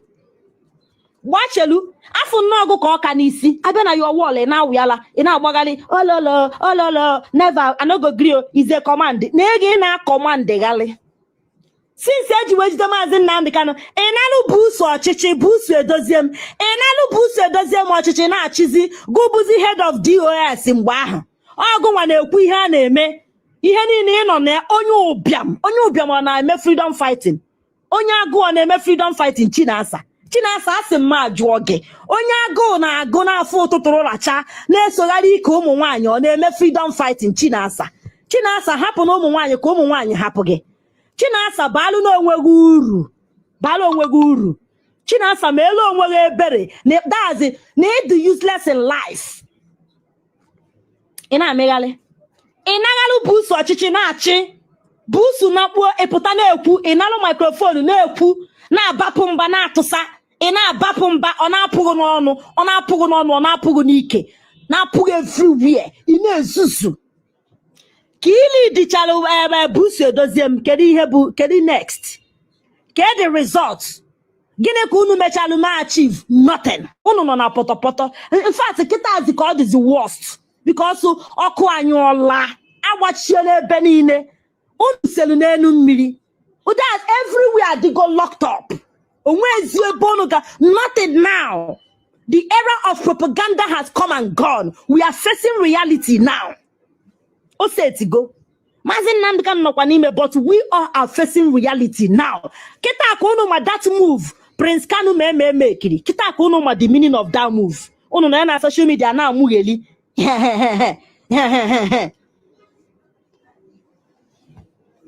Mba nne hapia. Nya hide na her face in shop. Okay, let me block this idiot click angry face. Kampia go block na ka ikwete that's not name. Ngwa rest in peace, bitch. Get out. You don't belong here. Onye monye o. Ifugie. Kita no now. Kita akadime na ọkụ unu nyụrụ anyụ nyụpịa. Chinasa, since 6 years, Mazi Nnamdi Kanu nọ na prison. Ị na-alụ busu ọchịchị na-achị na IPOB ka ịchịcharụ kedu ebe ị landịrị. Ọkwa ị dara na pọtọpọtọ. Ịnwala afọ na ana. Onwebere ife fụrụ. Ọkwa ịchịchago ịchịana na ịchịgo. Mogomogogo niile anụnwa gara niile ama mba niile na Mazi ime nshọrọ dia name na Radio Biafra egburegbu. Ihe a niile bụ just for rubbish. Ị na-ala ego jide ụmụazị na-akwarikọ. Jide blood na-shed everywhere. Onye ikpọla afọ ịkpọ afa nna ekpọ bush name kpọ kindred kpọ local government the following day unu na-egbugo onye ahụ. Ọ ihe ị na-alụ for the past 6 years. Mazi Nnamdi Kanu nọ na prison.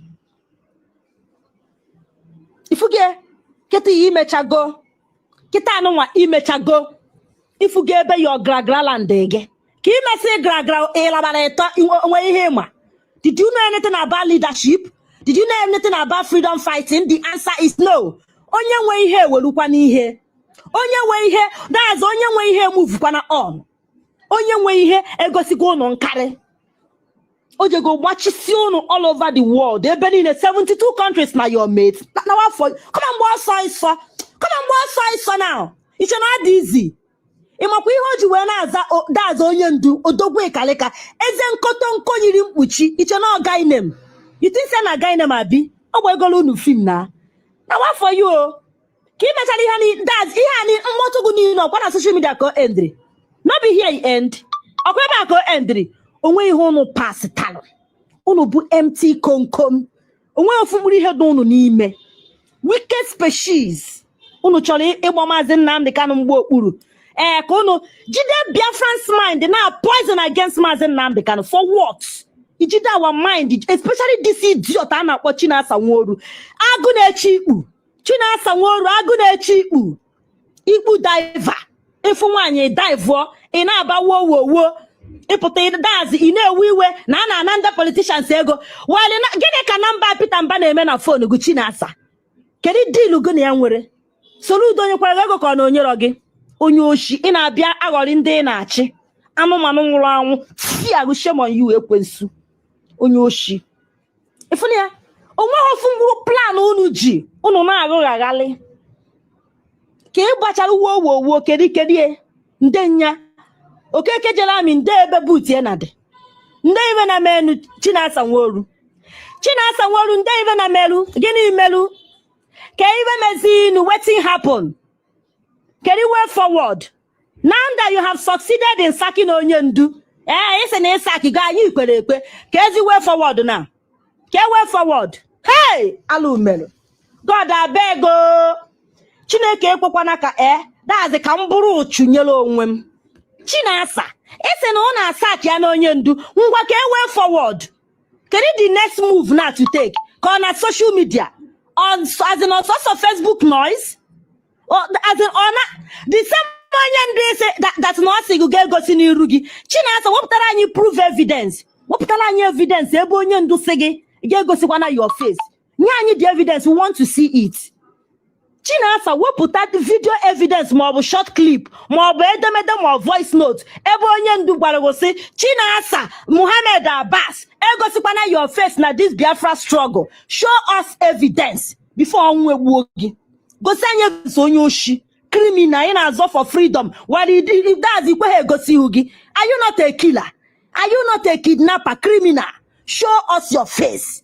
Bring forth your face, Muhammad Abbas. Share the video. Share the video. Share it so that the others join here. Share the video. You a criminal. Onwe bugogi. Iputana alagali ile. Na alugagale. Na aga tagali eche na onwe ihe pastor. So say one is a command. Emecha buru flag binye okwa kuweti ke no. Emecha binye. That's akana ba awo aka. Ngwo next time no believe me. My own onye na-ebu flag apagara in any country in the world. Ekwesịrị inwe any law restricting that person. Set up onye ya create the awareness. Ọ bụ na a na-ekwusi na dị against mmadụ use the name IPOB abroad. That's why nke kwa nghọta. Mana mmadụ ibu Biafra flag a na-asị onye ọbụla afro ji Biafra flag si jide ya. Amarakwa mmụọ ntu esi wee kwu ya. Maka unu megide ha na push with this narrative. The gangsters ga-ejidekwu ya kasị ha that they have sold Biafra. But why are they after those that is carrying Biafra flag abroad? So, face here need the wisdom. Onye chi ikwu okwu ọgbakọ ka ị gara ikwu ka ị gwa onye a gwa okwu gwarụọ ya arụ. People will read meaning.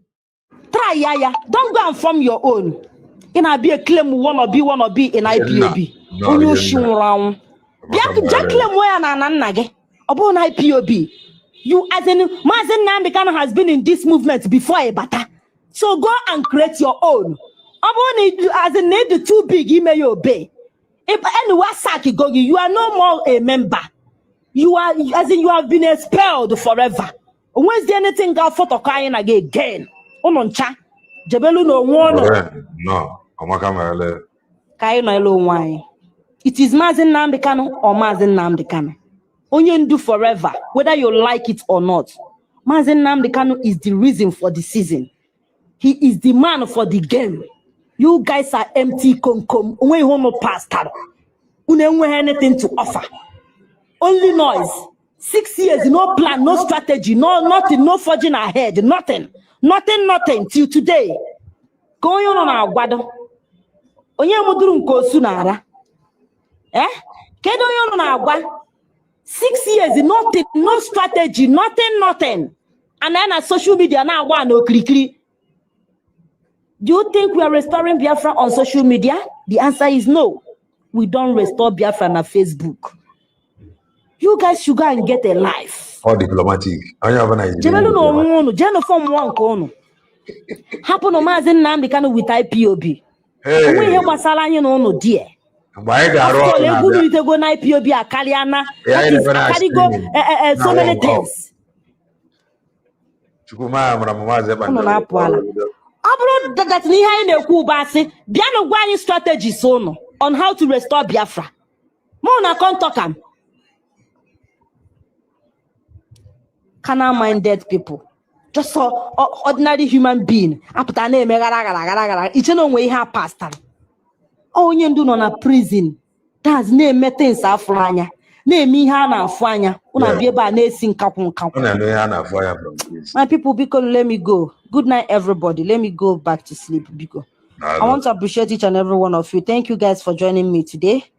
All right, that is from Achalugo. Also, Mazen Nnamdi Kanu from prison. That is nice. But if I has slow down, their leaders is the problem.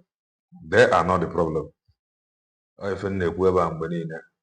So if their leaders choose to fix things by telling them that hard truth, then they're supposed to know. Okay, easy. They must be for freedom. They must love freedom, not leaders. I am not telling you not to love your leader, but you need to higher love for freedom. You know, those that followed us, now the order of my channel, okay, before. I ain't warono. If I were to wear the full of knees, for her control over the bongo. They are like people that is traveling. And one thing is certain, every traveler, I want to run a destination, another opposite. So Ndugu, they are traveling. And that travel to make sure nobody will go, they are under Islam. And they are loyal to that cause. They are following that cause without distraction. That is their mission. That is their target. That is where they are heading to. This journey for Bidro. And all their leaders, be loyal to that mission. Yakapaji succeed. Yakapaji yaganiru. Manankai, some of us, the loyal to our leaders, not to the mission. Ndugu, all of them, the loyal to that their mission. To make sure nobody will go near Wetaria, no Islam. All their leaders, all not just their leaders, from head to toe. If I were there, they want to achieve it. Functioning all of them keyed in. From Mumbai to Obere. Manankeba, ndị be anyị o nwere ndị focus na leader, not to the cause. Ọ ya wetara eji enwe ọtụtụ sabotage. Onye nke a pụta akụtuo ya, ọ bụrụ na ọ bụ Maazị Nnamdi Kanu, who are you? Shut up, go down. We are waiting for our leader to come out, so we continue. Continue where? Continue what? Ọ ya wetara o ji eme aga iru, aga azụ. That is that. O nwere ife m ga-agbagharị anyị before we go ahead. Watch this.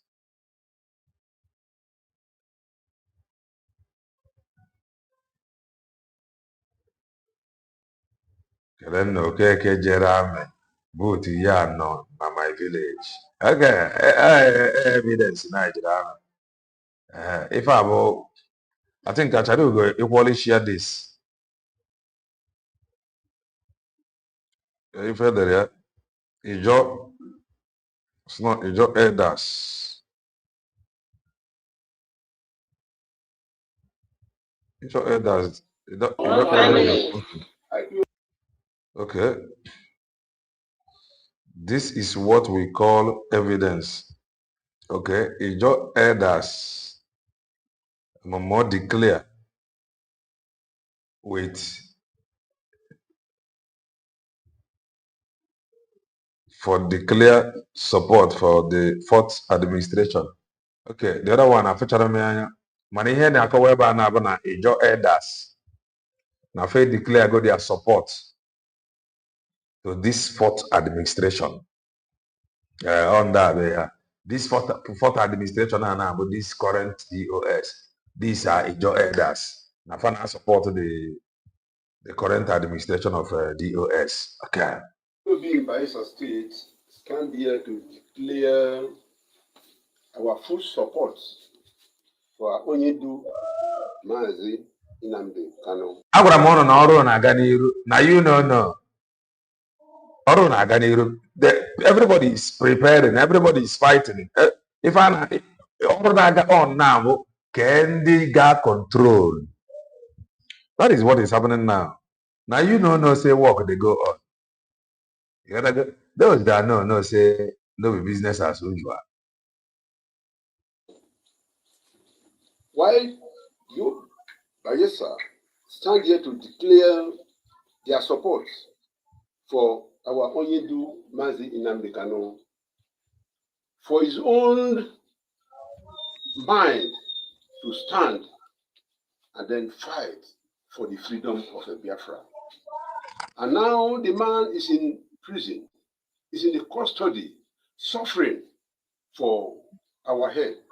He's not there suffering for himself, but he's suffering for everybody in Bayelsa State and everybody in Biafra, for we to free and get our resources, the giving resources that only God gives us.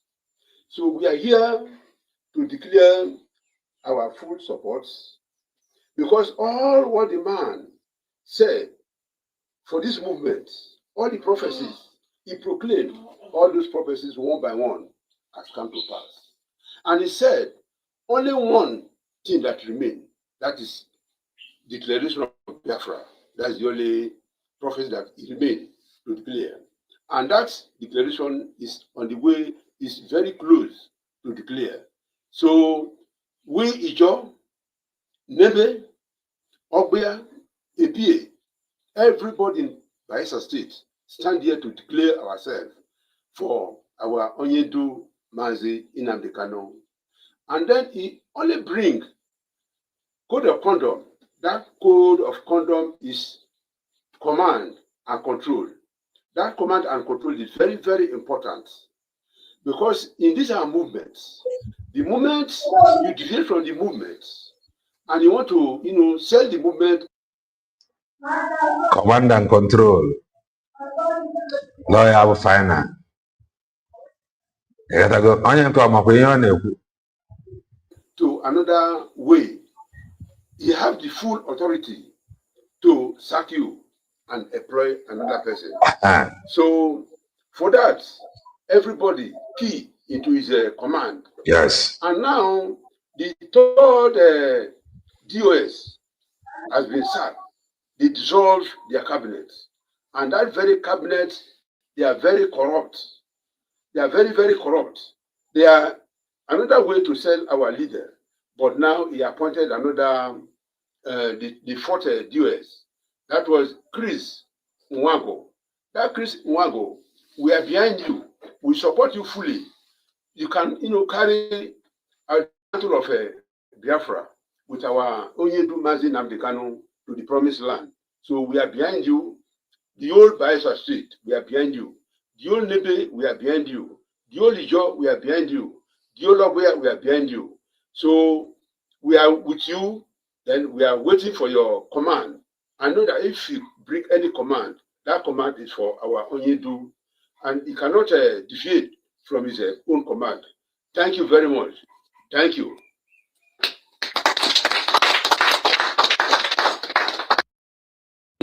One family. IPOB. Ogbuyalua. Yeah. Ogbuyalua. Yeah.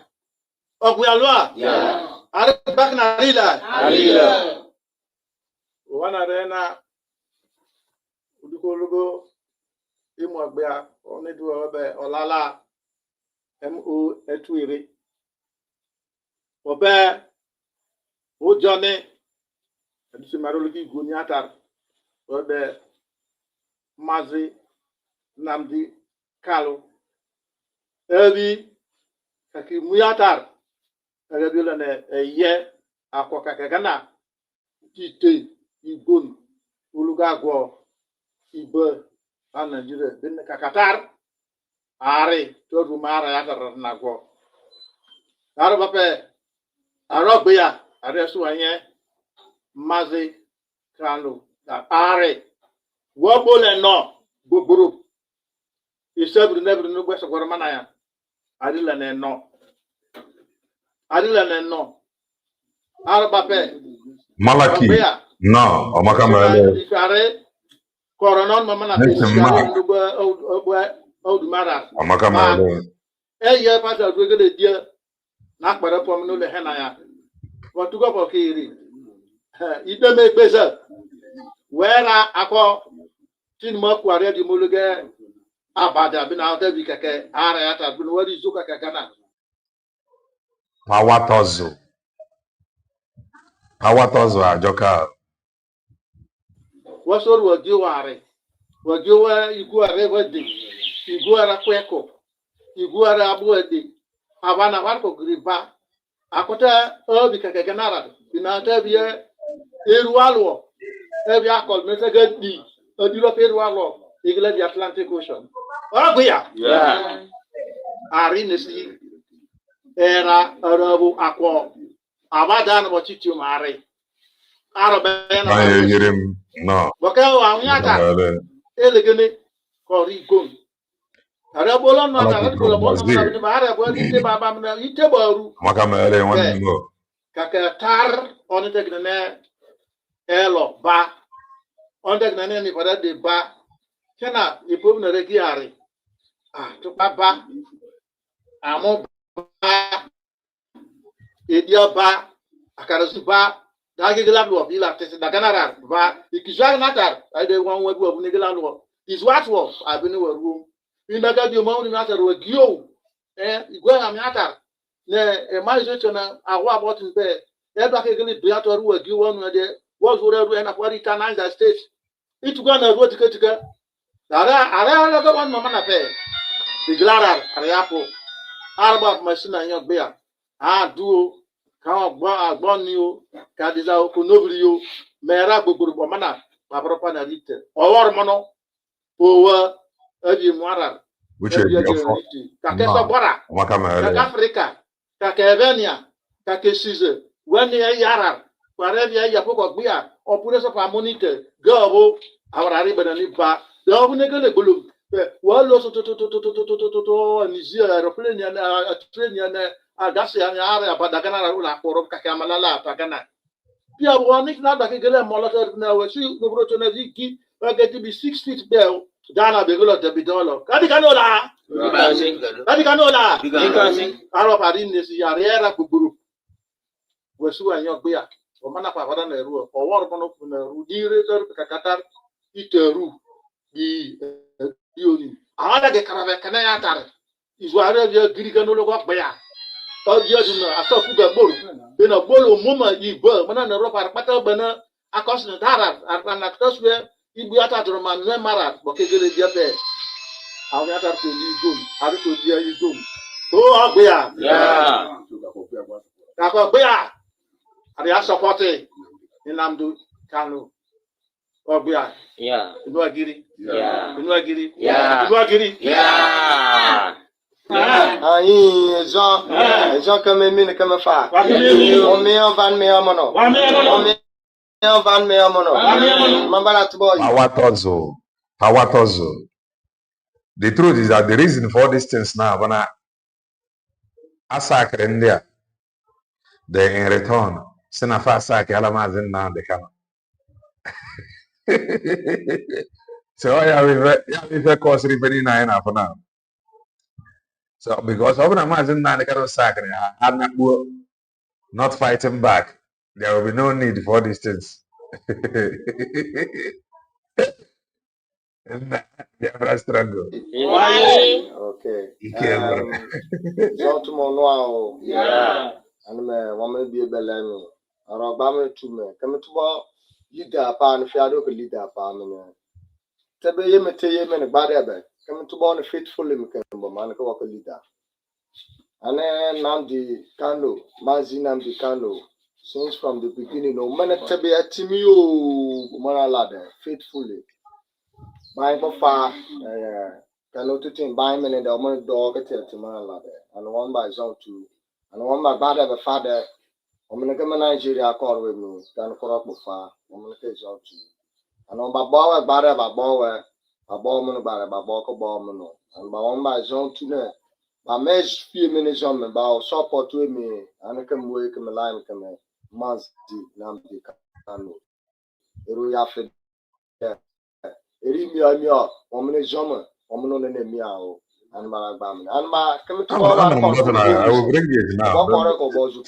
No, that guy looks sick. And my one by to me in Mazi in the kind of support me. And to me, woman, woman push me up permanent, woman, bigger me, amo, boom to me, woman, 1 minute, group, femina, woman, one, common push me up permanent. So no woman, be a woman, one, push me up permanent. What a corner can war a them more. So woman can be. The thing, but I no go if I ask to na if I was support for Mazin Nandekano and the fourth administration. Onye nwanyị gbaa unu ume ka nna abalị. Alright, ka anyị gagoro na nke progress the analyst before anyị gawa na nke white painted hair woman. Ife a bụ nwanne anyị nwoke a, this is our brother from oge a ha na oge nkere ha nwere ichu. O mechara video ga mee damage control. I looked at it that then the guy looked sick. He looked sick. Because oge a dịka o nwere more injury ka o nwere n'ụkwụ na-abụ.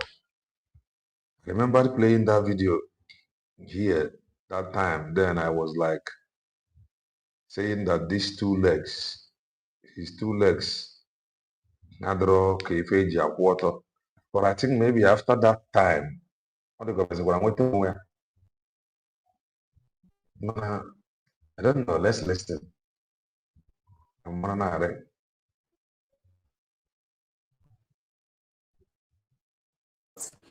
So my beautiful family, today I have to share with you.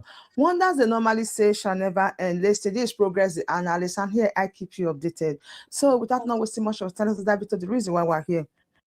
So my people, indeed, it's really a Black Friday. That we just come across this news from the page of Prince Godwill. In case you don't know Prince Godwill, he is the founder and the leader of the Biafra National League. Yes, I know that with this face, most of you would have recognized him. Yes, he's a familiar face. He's a popular face. This is how the news was shared on his own verified Facebook page. It is so touching, my people. They wrote and said, official family announcements. It is with deep sorrow. If you need interior design for your villa, hotel, residential, etc., Vilmas can help you make it. It's hard to match a good designer for your villa. And heavy. So the official statement, Mona Mariana, his Facebook account. Try. Heart that we announce the passing of our beloved brother, Prince Will Richardson. On behalf of the entire family, we regret to inform his friends, loved ones, and well-wishers of his sudden passing. His kindness, love, and the cherished memory he shared with everyone will forever remain in our hearts. We kindly ask you to remember him in your prayers and keep our family in your thoughts as we go through this painful time. May his soul rest in perfect peace. Sign, Prince Will God have family, mercy upon him. my people. This is so saddening. Did you know that May 25th, he wrote on his verified Facebook page that he is 33 years today, 33 years with lots of achievements. People wonder at my age, I do what an old man may not be able to do. I can't count the blessings of Yahweh, but I can say some few. I am the youngest in my town to build a luxurious house. I happened to be a cheerful giver, using my NGO as the CEO, Sunrise Youth Entrepreneur Initiative. I am the CEO, Foodie and Resorts Limited, with guest house and event center in Owerri. I run an online media with the biggest office in Owerri. I am the CEO. Oh my God. This is what he wrote. That means Prince Will is 33 years old when he celebrated his birthday, May 25th, 2026. Now, the surprising part is people are asking what could have happened to him, why the sudden death, they were not notice of anything, why things like this just happen. And there is no answer to those questions. It is quite unfortunate that someone you see today, you won't see the person again. Because when I come across this news, I was surprised. I said, no, I have to go to his verified Facebook page. If anything of such happened, then I will get the authentic news for there. And here we are saying it is real, it is true. Prince Will is dead, the leader of the National League. As you can see, a lot of things is happening. One thing for sure, 25th of June 2026, he really celebrated his birthday and he was really celebrated among his people and his NGO. But for us to get this news today of his passing away, oh my goodness, it is so shocking. We know time without number for a very long time. We know that he was sick, he was very ill, he was very sick. If you notice, you will know that he is really sick. But at the time, he was healed as well. At the time, he was admitted in the hospital for months. We didn't see him on the internet before he resurfaced and said he was healed. He was very, very sick, but now he's feeling better and everybody was happy. Okay, continue. And all of a sudden today, they announced he's passing away, that he is no more. What a word. What a word.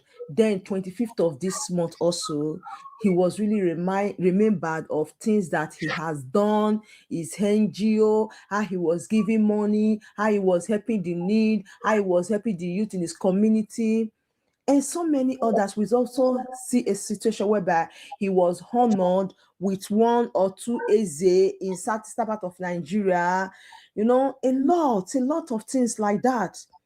But a lot of people are still asking, what could have been the cause of his sudden passing away? That is what we don't know, because the family did not give update, either he was sick or something. Nobody know what happened. But I promise you that if I get any other updates, maybe any other thing related to, I will definitely bring it to you. At first, I look at it, I said, no, I have to let my people know that Prince Will, the leader of the Biafran National League and CEO, they announced that he is no more. That is, he turned RIP.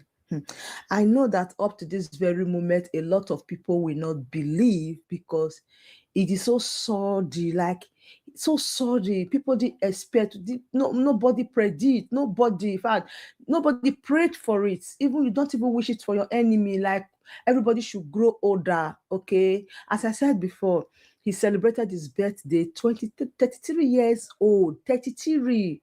He celebrated his birthday on May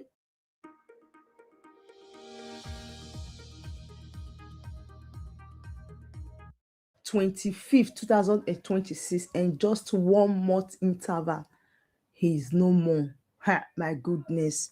So, as I said before, I know a lot of people will be dropping comments and say, ba, ba, ba, ba, ba. Yes, you might not like him, but there's another thing to also respect the dead. He might not agree with you in so many ways, but what he needs right now is not to criticize him. What he needs right now is just for you to also send your prayer to him.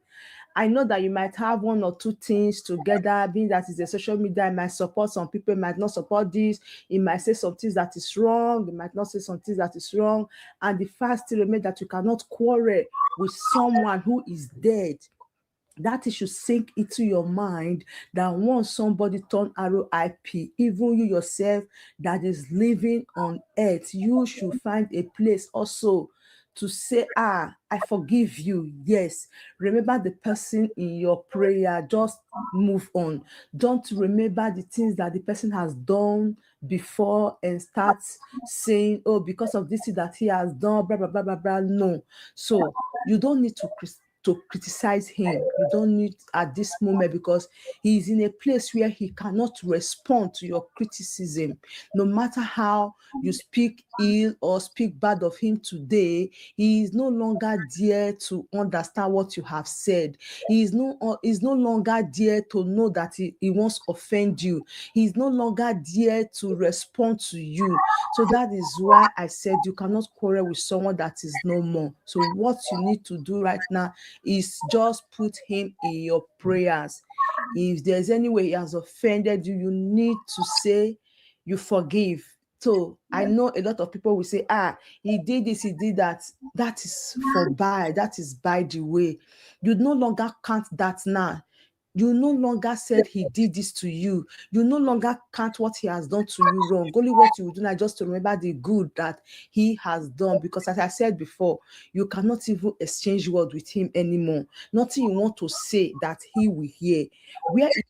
Where he is right now, that is just his direction, and that is the way God wants things to be.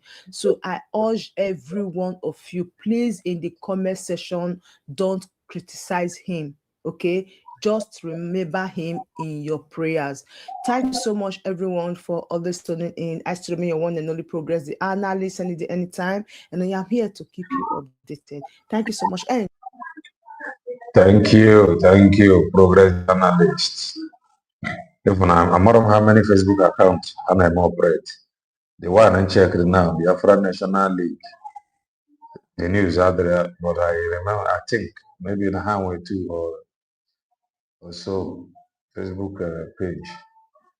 Mana nso wa na adro ko si na gade onye nwaanyị na gide mkpụrụ obi ya ọ dị izi ọrụ ọnọrịa ọ na-ana chukwu ndị dị ndụ will continue. That is that. Now let me go back to the program some hours ago. As we move, please kindly touch the like button. My join ya. Very important. Echefukwana August 4th. Nnọnyere solidarity nke nwanne anyị nwoke Maazị Banjako. Biko.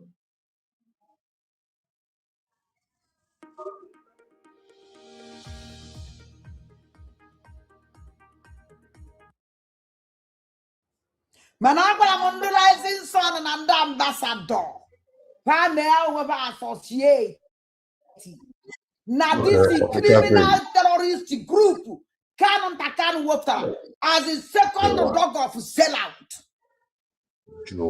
Wepụ na onwe unu ebe a nka ugwu na hapụ imebi na since unu nwere ezigbo ọnọ unu eti n'aka n'ife ya emebi unu. Wepụ na onwe unu na these criminals ndị ahụrụ ọdịda Maazị Nnamdi Kanu unu spend a lot na agbakwa mbọ unu emeju ife nyawa mara m ka unu si menu ada ndị mbụ na ndị egede ka ha pịa ebe unu nọ biko unu emebikwe n'ọmụ unu ana m ayọ unu for that to continue biko mee onwe na disassociate na onwe unu complete n'aka all these criminals ekwuchakwana m ka ọra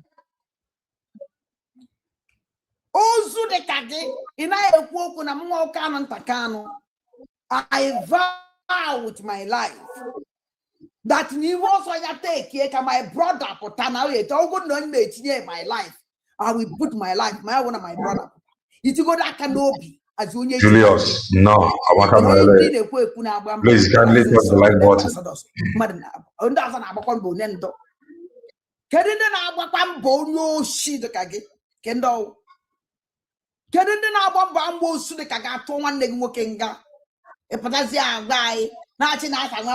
Abayemo, ya chike dazem, mezrimike, kena nanka, nabanga of insecurity, nabanga de mental anke, nabanga de boom mother. After cut through your brother jail, life jail. If you wait, just finish all, you just go be a neck at him. Can you pull your brother inside the prison? Come we get koya or 12 where na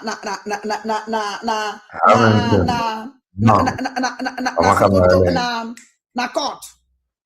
Call them all to all come through the your chaya warida.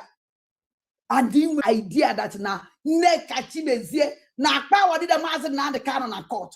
Our did a master na to pull young. Corpo kataze, kede kataze ka warida master na the canon say kid. Can upon that, Ozurugi, he was sponsored by the criminal. I wanted a master now the can actually to Sokoto. Then Nekachime, there was no security business, agreement, an apple. You have to low wake talk about Ona Kama is not again. None again. Naroro. No son de Idiche, Yana Nam de Canopatra. Nina, Ujiji Nam de Cano on the Bukeji, in and the Brani, move for the Ganachupa, me short of a hammer. Want to know an easy way to get time back in your day? It starts with Grammarly. Grammarly's AI helps you get work. Guy man, canon takano. Canon takano, guy. And then after, Mandina Mahan to the Afro. No one wrote into us, no Yanachi Apaya, no Yamakanachi. I will go. Amakambo. No, which the Pana. Amakambo. The canon on order, Nala, also, Hanon will. I got here. There.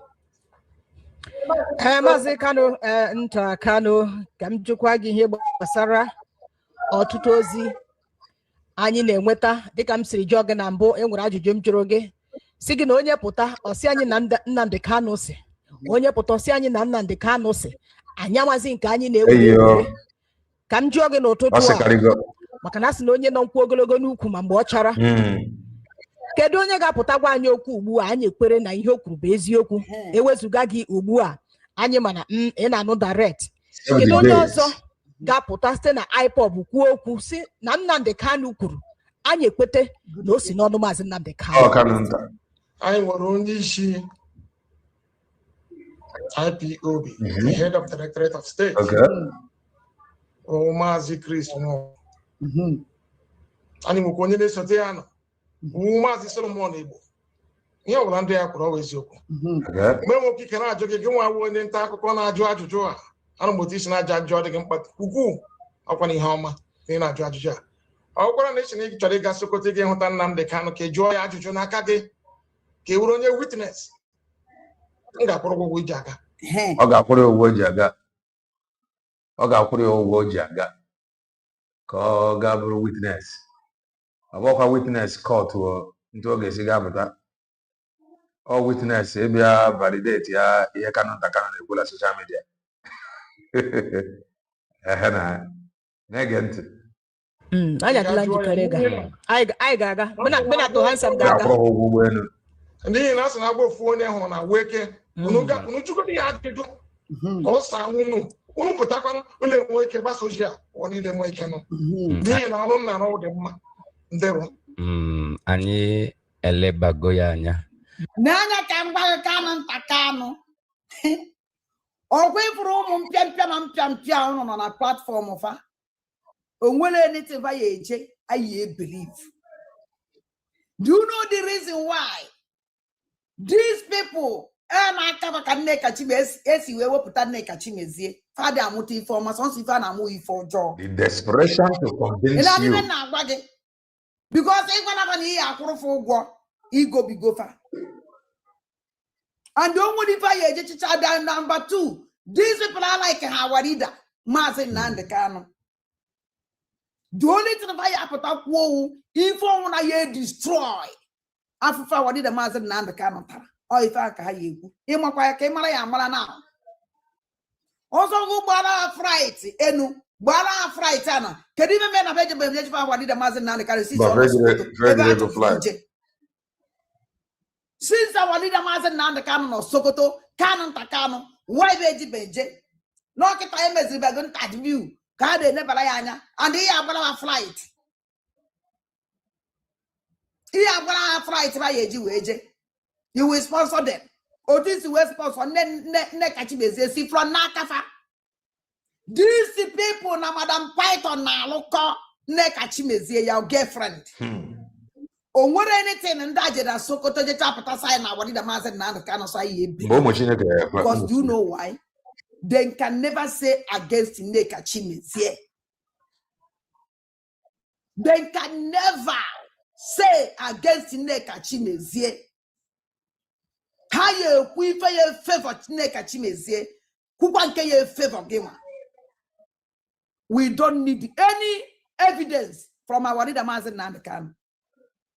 We don't need Be desperate. Only the now lawyer what leader Mazen Nandakan was on your lawyer Jimakon. Because before the Jena Ejifa what leader Mazen Nandakan. I see really true a lawyer Jimakon.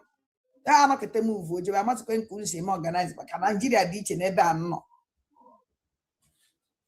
Hey!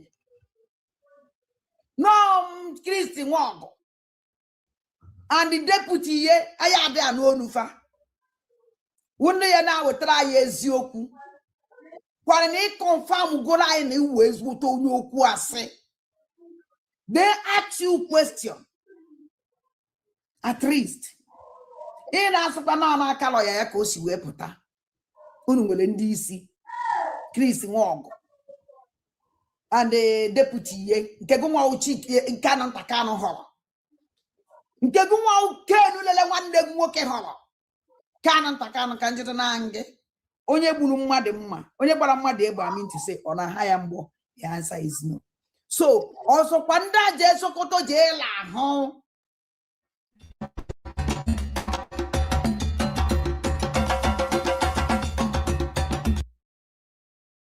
Valano chafu tababia ikuo and we day here.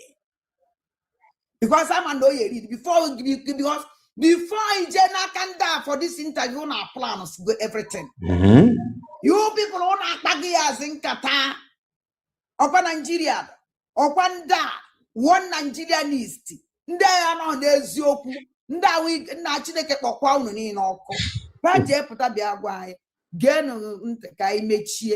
Maka na ọtụtụ okwu mere anyị ji wee sị na ọ dịkwa na mkpa voice of the people abụrụgo ọnwa ọtụtụ ndị na-ege anyị ọtụtụ ndị na-ekiri anyị ọkachasị n'ihe gbasatara IPOB a na otu ihe anyị agaghị eme ebe ọ bụ na anyị gaa ebe ahụ ihe ọbụla Maazị Nnamdi Kanu kwuru anyị pụta ebe a na-asaghị anya ọbụla anyị gbuo aka igbe nsugbe lekpere ihe o kwuru maka na ihe anyị na-anye keso si lekpe ihe o kwuru anyị nụrụ ya nke awụ one on one face to face ọwụ ha asị maka mana onwe onye nwere ike ikebinwe anyị anyị na-akwado ego anyị na-akwado mgbe na-adịghị anya anyị ga-agwa gị ka ọ ga-esi wee dị tupu anyị ahapụ gị n'ụtụtụ a kedu ihe nwere ịgwa ụnụ ọnụgo the game azụgoro ya ụnụ ya nkata ana no kwada n'ihu unu kpara ya ude again ọnwụ na ndị Igbo eweki up ọnwụ na ndị Igbo ọnwụ ndị Igbo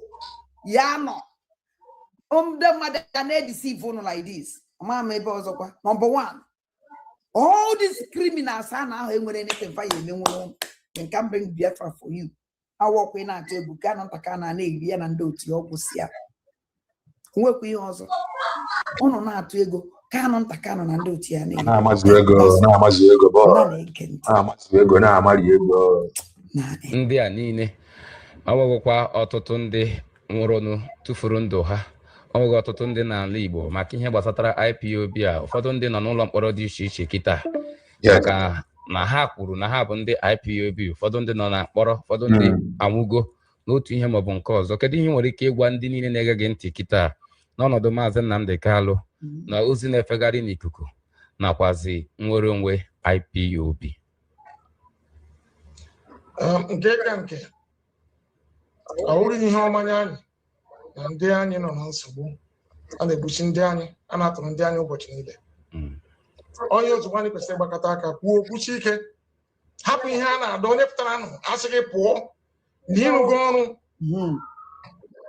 afọ 6 enweghị ihe rụrụ o nwere ihe ndị mmadụ na-amarụ ka m kọtụrụ n'ofu ọkwa ajụjụ ka a jụrụ ịdị otu a. Kedu okwu agbamume? Kedu okwu kọleji akwụ agbamume? Ọ na-agwa gị na ịrụghala ọrụ ma asị gị pụọ ị pụọ, ọ naghị ihe ọzọ. Ọ ihe ọ na-agwa gị ịrụghala ọrụ asị gị pụọ ị pụọ. So ndị nke abaghịkwara abaghị na ụnụ na-egekwa ụnụ gatakwa ma asị ụnụ pụọ pụọ n'ihe ụnụ atụkwụ n'ọgụ because this one DOS na-agbalịkalịka now. You know, trying to convince people na adịghị easy. Kwa ndị Igbo na ọ mara ndị mmadụ anwụọna too much. Ọ bụ ibe ajụrụ ya. Ọ rapụ encouragement chọba ndị lapụrụ ya. Ọrawa ndị ndị dog of sell out ibie. Asị ya pụọ. Asị ya pụọ. Ọ bụ ibe ajụrụ ya na na-ege ntị. Ọ chọrọ ndị lapụrụ ya. Igbo mụrụ nze m ọzọ ụmụ ike njaba gee na ntị. ndị a na-egburu ndị anyị ka na-egbukwe na-aga n'atụ. Ọ bụrụ ịchụsị ndị mmadụ bụ ndị ka ihe ka mma. Emere my scale 4 assassination. Emere scale 4 assassination n'Europe. Kana nta kana abụ nnọọ. Emere my scale mmanya anyị na ndị anyị nọ na nsogbu a na-egbuchi ndị anyị a na-atụrụ ndị anyị ụbọchị niile. A na-atọrọ ndị ụnụ ụbọchị niile. Kanụ nta Kanụ ikwukwere na onwe ọzọ ife na-eme n'ala Igbo na sinsi atụrụ awadida maazị Nnamdị Kanụ na ọrụ Igbo adịgo kam na onwe ọzọ ife na-emenụ na ya Kanụ na a na-egbu mmadụ na ya Kanụ na-atọ ntọ mmadụ ọkwago nwa nwoke kepụta kịta na-ekwu na to convince you maka n'oge na-adịghị anya Maazị Ebanjọkụ many of them believe na ọ na-apụta. So ife niile legal niile efu a na-agba na-abụ ka a mara ma ọ nwere ebe a ga-akpatọba many of you isi before ọ na-apụta. That is just all.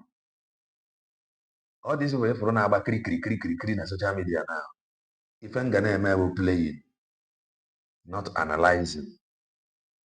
Mgbe Maazị Ebanjọkụ pụta by God grace, ife a bere before wee bee again, anyị ebido analyzing.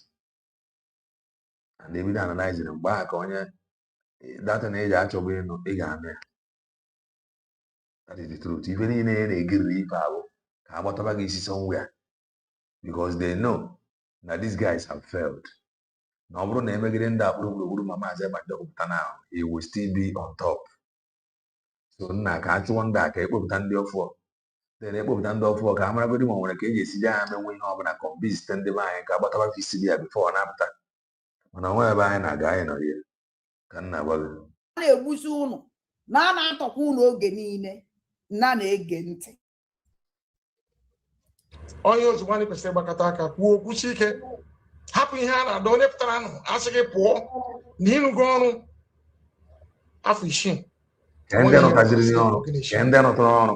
First administration anụta, second one anụta, third one anụta, fourth one anaghị aha ya gba n'aha. So first, second, third, o nwere any of them rụtara na time eruo na mgbe a ga-ajụ ọrụ a kedu ọrụ bụ dị ha. First administration ga-arụta, second one arụtara, third one arụtakwu, aha ya ala first one. Time ịjụ kedu ọrụ dị fa eruo na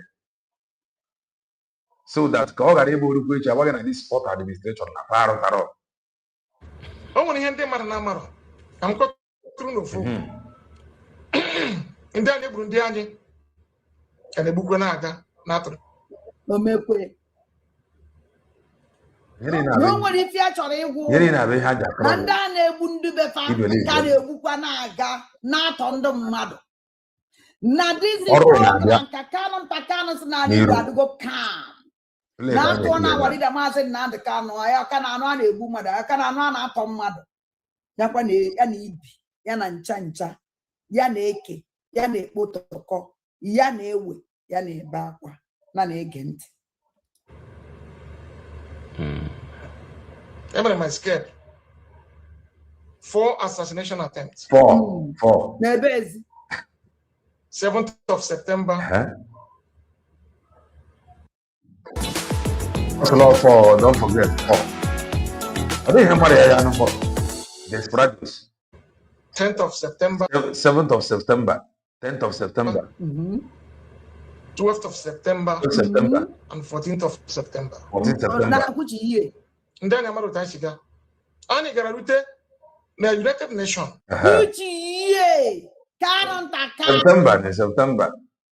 September. Or last year. I left for the children. No. This guy, man, no. Well, almost naked. The truth will almost naked don't open eye. Yeah, some of them don't open eye. I'm why could you how? I'm gonna even now. For September, 4th attempt 4 times. Europe. No, 4 year. No, I'm gonna again. None again. Na Geneva. Everybody back. I can done able. Na Geneva. Ana kwashiki. Only La Geneva. Nampo ikebata. Aga mabone mwana. La Geneva. Omer escape 4 as a Omer is Omeriana Bongo. Omeriana Bongo na Bongo or different 4 La Geneva. Ono gana here by force. If I know again. How come man ono gwara ya putasina? He is doing more harm than good. People are seeing, people are talking. Anukwa, owore na nabayo. No na Geneva na Germany okwa na Geneva Yeah, exactly. na Germany ka mere time mere ya attendant ugboro no ya ma survive chaya. Exactly. God is wonderful. Police are involved. Yes. Akpon police onwere onye ejide onwere onote na na-ege kanu nti Nobody.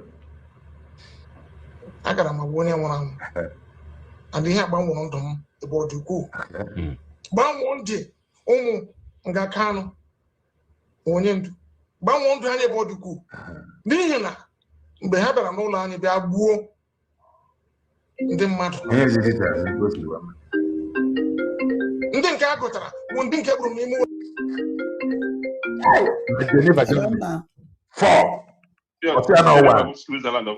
oge a na-asụ mana na ama afọ ọkwa be ma nwere ebe mma Geneva. Okay, Geneva na IG map of the world that all Switzerland. Okay, na Swiss go je ọkwa protest ka ọ si ya jenu. Geneva was protest. Here United Nations models na Geneva. Ọkwa protest ka ọ si ya jenu na Geneva. Ugbole no.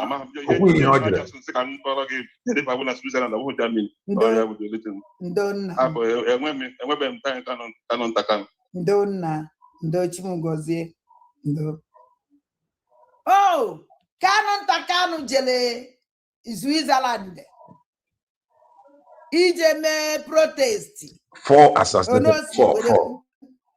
Ewe chacha igbu ugboro no. Ona. The same month. Yes, the same 8, month that September.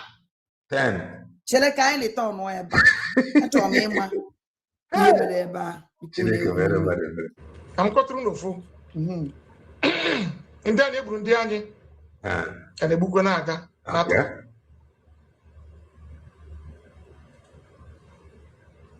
How come man onye ọbụla that love Mazi Nnamdi for him to order? 4 assassination attempts. 4. 7th of September. 10. 10th of September. 12. 12th of September. 14. And 14th of September.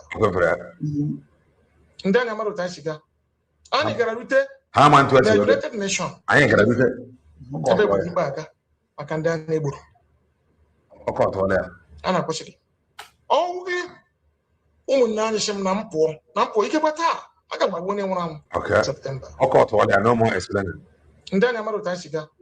Anyị gara rute na United Nations na Geneva ebe wadi baga maka ndị a na-egburu 4 ana kwụsịrị Cheleno Kanu nta Kanu si o na Geneva na United Nations ebe ba jiri ikpe were je maka ndị be egburu amana mo protest ka jere ya ebe ba jiri ikpe were je maka ndị be egburu ni amanu survive attempt assassination 4 gbere na 7th September ya na ntụ 10th September 12th September 14th September kunu gekwukwa ntị kunu gee ntị ka unu nụkwa ibe Kanu nta Kanu si ya jere ime na ụlọ protest na ụmụ Chineke ka anyị na-akọrọ ya maka ndị be ndị egburu na Biafra land ka a na-eji ikpe na Geneva na United Nations na Geneva. Achọrọ m ka unu gee ntị biko emechaa ndị ka m were ghọta mara nke a unu akọwara kedu ndị wee gburu ọ na Geneva ka egburu ndị wa ka ọ na Germany ka egburu ndị wa ọ ndị egburu na Biafra land ka Kanu nta Kanu ha ji ejewe ikpe na Geneva na United Nations amaham genu ntị assassination attempt 7th of September 10th of September 12th of September and 14th of September ndị anya mmadụ ta shiga anyị gara rute na United Nations ebe were ikpe aga maka ndị a na-egburu ikpe ba jiri ikpe were ga maka ndị be ha egbu ndị ife niile na-abụ ka ibeli Igbo na nwere ife ya na-eje eme na Geneva 7th of September 10 12 14 just for you to believe that na aga ikpe okay emere first one 7th of September after 3 days ojekwa ọzọ ọ bụ after 2 days na the 3rd day ọgakwa ọzọ bụ 10 emekwa ya attempt ọgakwa on 12 kwa emekwa attempt kwa ọgakwa on 14 kwa emekwa attempt ọ gara on 7 eme ya attempt ya nwa anarọ oru on 10 ojekwa na what a man, he loves his people so much. Urugwe that 10 emekwa attempt again kwa oru on 12 ọgakwa dia what a love. Fuka ndị nke ala anya oru on 14 ojekwa emekwa attempt again kwa ifulanya ọ dị mma. Let's continue. Akwụ na anọ na ya biko mgbe ya akpọ na fon biko na akọwara na nke a karịrị metie nke ọnụ ka afọ ikwu ya ma ama ha a na-akpọchi ọnwụ ụmụnne anyị sị m na mpụ ikekwe taa aga m agwa onye nwụrụ anwụ ụmụnne ha si akpọ agara m agwa onye nwụrụ anwụ adị ihe agbanwụrụ ndụ m ebe ọ dị ukwuu gbanwụọ ndị ụmụ nga Kanu dịtị mgbanwụrụ ndụ ya nga ọ dị ukwuu gbanwegwuo ụmụ nga Kanu dịtị mgbanwụrụ ndụ family Kanu ebe ọ jere iji ikwu okwu ndị nwụrụ anwụ na Geneva ruo ebe ahụ mee escape for assassination attempt dịtị na ewere gbanwee ndụ ya nwa gbanwee ndụ family Kanu family onye ndu gbanwee ndụ ha n'ebe ọ dị ukwuu gbanwekwuo ndụ onye ndu okay n'ihi na gbanwee ndụ family Kanu gbanwee ndụ onye ndu all-in-one calling and editing assistant that fits right into your existing workflow. It doesn't mgbe ha bịara n'ụlọ anyị bịa gbuo ọkwezi akọ ndị mmadụ ọkwezi akọzi ntu ihe a si wee mee ife mere 7 10 12 14 wee gbanwee ndụ ya nwa gbanwee ndụ family Kanu gbanwee ndụ Maazị Nnamdi Kanu ọ rapụzie ntu a mgbe ha bịaziri na be ha na village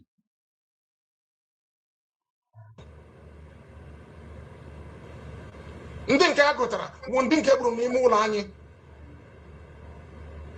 ohu 28 sorry iri abụọ na asatọ ọsọ iri abụọ kwa mana ndị nke egburu egbu na-eji karịrị akarị okay mụnwa ji aka m na-egbu na-aga ụlọ ọgwụ ndị nke anyị nọ na-ele nwụrụ n'ihe anyị na ndị nke merụrụ ahụ a na-emegide ruo mgbe ndị DSS na-agbara na-etu mmadụ ofu nwaanyị wụ dọkịta onye Enugu steeti achị m na mpụ na mmadụ ebe ahụ ọzọ na n'etu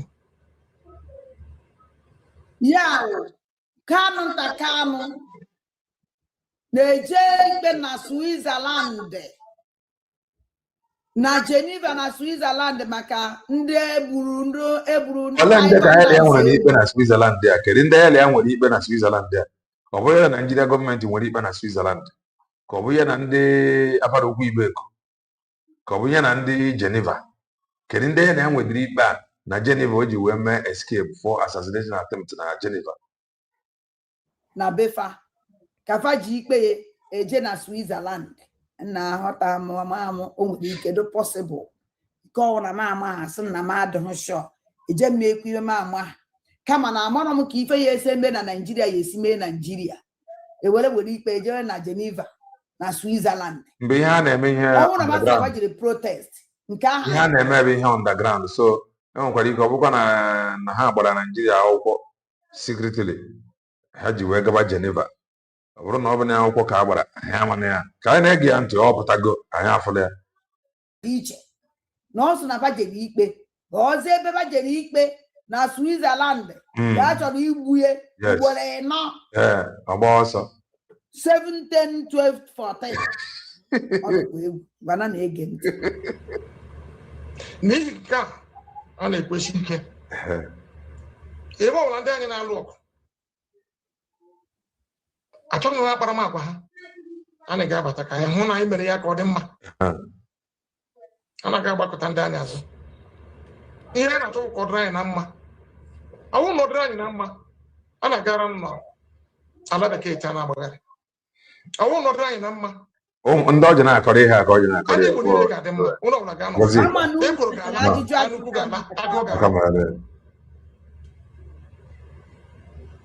mana ị nọ n'otu oche jiri taa ndị anyị na-akọ akụkọ niile ha na-akọwụ akụkọ ọjọọ banyere mmadụ mana nwa onye na-akọ nke ime na ihe ọma nke ịdị mma ya nwa onye na-akọ ya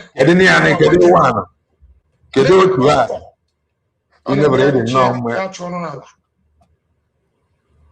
and ịma na ndị Igbo adịghị mma ị na-afụtakwa iri dị ndị Igbo by force ịpụta ka ewuru leader of and ịma na ndị Igbo adịghị mma. Why are you forcing yourself na something ịma na father leader kedizi ka ihe esi menwe ife dị na ya ka na nta ka ndị Igbo adịrị oke ndị Igbo anaghị recognize ife ọma emefa ndị Igbo awụrụ ndụ ya na mmadụ na-ekwu eji ife Kanu nta Kanu, you know all these things mana ị na-afọ ọsọ onwe gị iri na ndị Igbo Kanu nta Kanu tia ukwu mụọnna mba ndị Igbo dị mma etu ego tia ukwu mụọnna. We don't need you go to hell. Is it by force? By force. Kanu or by force. Ichi ayeni di gujeki unkwota nwolo onwe gi. Andi mana ya dịrọ mma. Andi amara aye meriti ka nwola aye. Andi mana tina ibo so gene ma ya da fi family na emezi mana still e ka continue. Ego na apụta di ya na. Kanu. Nto. Ya apụta bala social media. Nem share program like yani. Apo ala me share ya na mle. Bara fumbri hem na-ekwu na-ekwusi ike. Dịka ndị a na-apụla achụpụrụ na DOS. Ha pụta na aga ebu agha. Kedu ndị ha na ha na-arụ ọrụ? Ndị ha na ha na-arụ ọrụ wụ ndị na-egbu anya ogbugbu. Ha sị na ha chọrọ ọdịmma ndị Igbo, ha chọrọ ka Biafra bịa. Unu ga-ajụọ ha gịnị mere ndị niile na-ekwu okwu n'isi Biafra, ndị niile na-ekwu okwu ka Maazị Nnamdi Kanu pụta, ọ ndị ha na-atụ mmụọ, ndị ha na-akparị ụbọchị niile. The same thing ha fancha niile gangere Kanu nta Kanu Achalugo this SDOS now They were all in this together. This SDOS, Canon Takano, all of them, including Mazen Nanakano's wife. By that time, she was fighting Mazen Simon Eber. They don't know that she is ex-wife. All of a sudden, he want me now to believe that if I'm from Tunisia and my Papa Mazen Nanakano being a traditional ruler, king. Oh, the wife was begging him, there was no marriage. Nobody was there. A traditional ruler. Onion village under. And I can feel look and but when they were fighting Mazeba Doko, she was supreme leader's wife. She was first lady. Now, if is how God wants it to go, nobody can stop it. Not even your narrative can stop it. Not even your cry on social media is going to stop it. They collude like English. They came together. They united and they fought Mazeba. The same people, they are now fighting each other. People now want to twist the narrative. They want to change it. Ex-wife. There is no marriage. What has no ex-wife? The woman they could say, name a rumor on social media. Near file or any appeal. As you know, there is no marriage anywhere. Okay, happy Moses, no marriage. From no marriage, he has an ex-wife. From ex-wife, the woman has a file of any divorce. For us, is no marriage happen anywhere. A son of a traditional ruler. If I will give feminine and evil, at least I can win that for the week now. Before I put a social media, but brief him on this. The man actually before Mwafanchani now. They ganged up against Mazeba Joko. Now they are now fighting each other. Maybe that is how God wants it. You will now want to tell me, oh, this one is not married. This one, they did not marry him. Oh, this one is Sabo. This one is that. I'm not going to partake to it, but I am waiting patiently. Mazeba Joko Puta. This propaganda now. Back I get analyzing. Ajụjụ anyị sendiri or dog of sellout. The same ajụjụ ahụ ka esendikwara gị. Kedu ndị niile na-ekwu na ọgbasa nsọ Simon Ekpa Njọkụ? Ndị niile na-ekwu ka elele izi awarida Maazị Nnamdị ka na fight wele efe ka awarida Maazị Nnamdị ka which na gị nwa na onwe gị soro sell the person out. Awarida ọbata obie Simon Ekpa Njọkụ. He wrote 2 petitions. The Prime Minister of Biafra. Okubela as if he don't know. The good guy. Kanu Takano. He can fight Simon Ekpa today. Hey there. Ever felt like communicating with customers could be easier?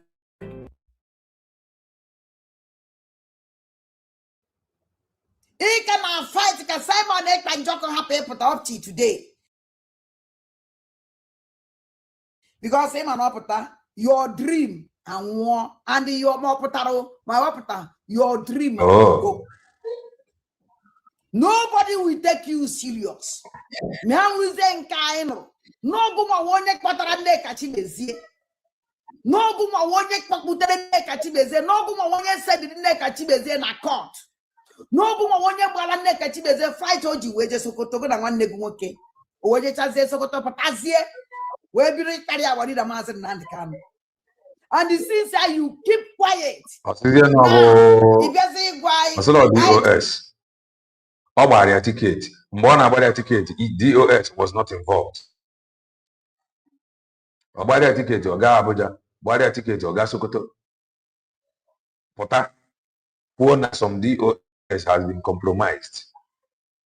Then the woman now, after 2 days, now changed out. Begin questioning some things. Canon Takana was a DOS. Oh, boy. But when he was buying ticket, everything was good. He did not consult DOS. Man, the woman could have something the contrary. The woman who could something the contrary. That they have bought her over. Ona akọrọ ụmụ gị ati. Jụọ Nneka Chimezie, kedu onye kwụrụ ya ụgwọ o ji wee je awarịda Maazị Nnamdi Kanu na court? Kedu onye kwụrụ ya ụgwọ na na-ege ntị? Efere mbụ unu ga-ajụ ha ọnwụ na ha chọrọ dị mma ndị Igbo ị ga-asị ebe ọ dị mma ndị Igbo mana ọ nwere somebody chọrọ dị mma ndị Igbo a fight about the person.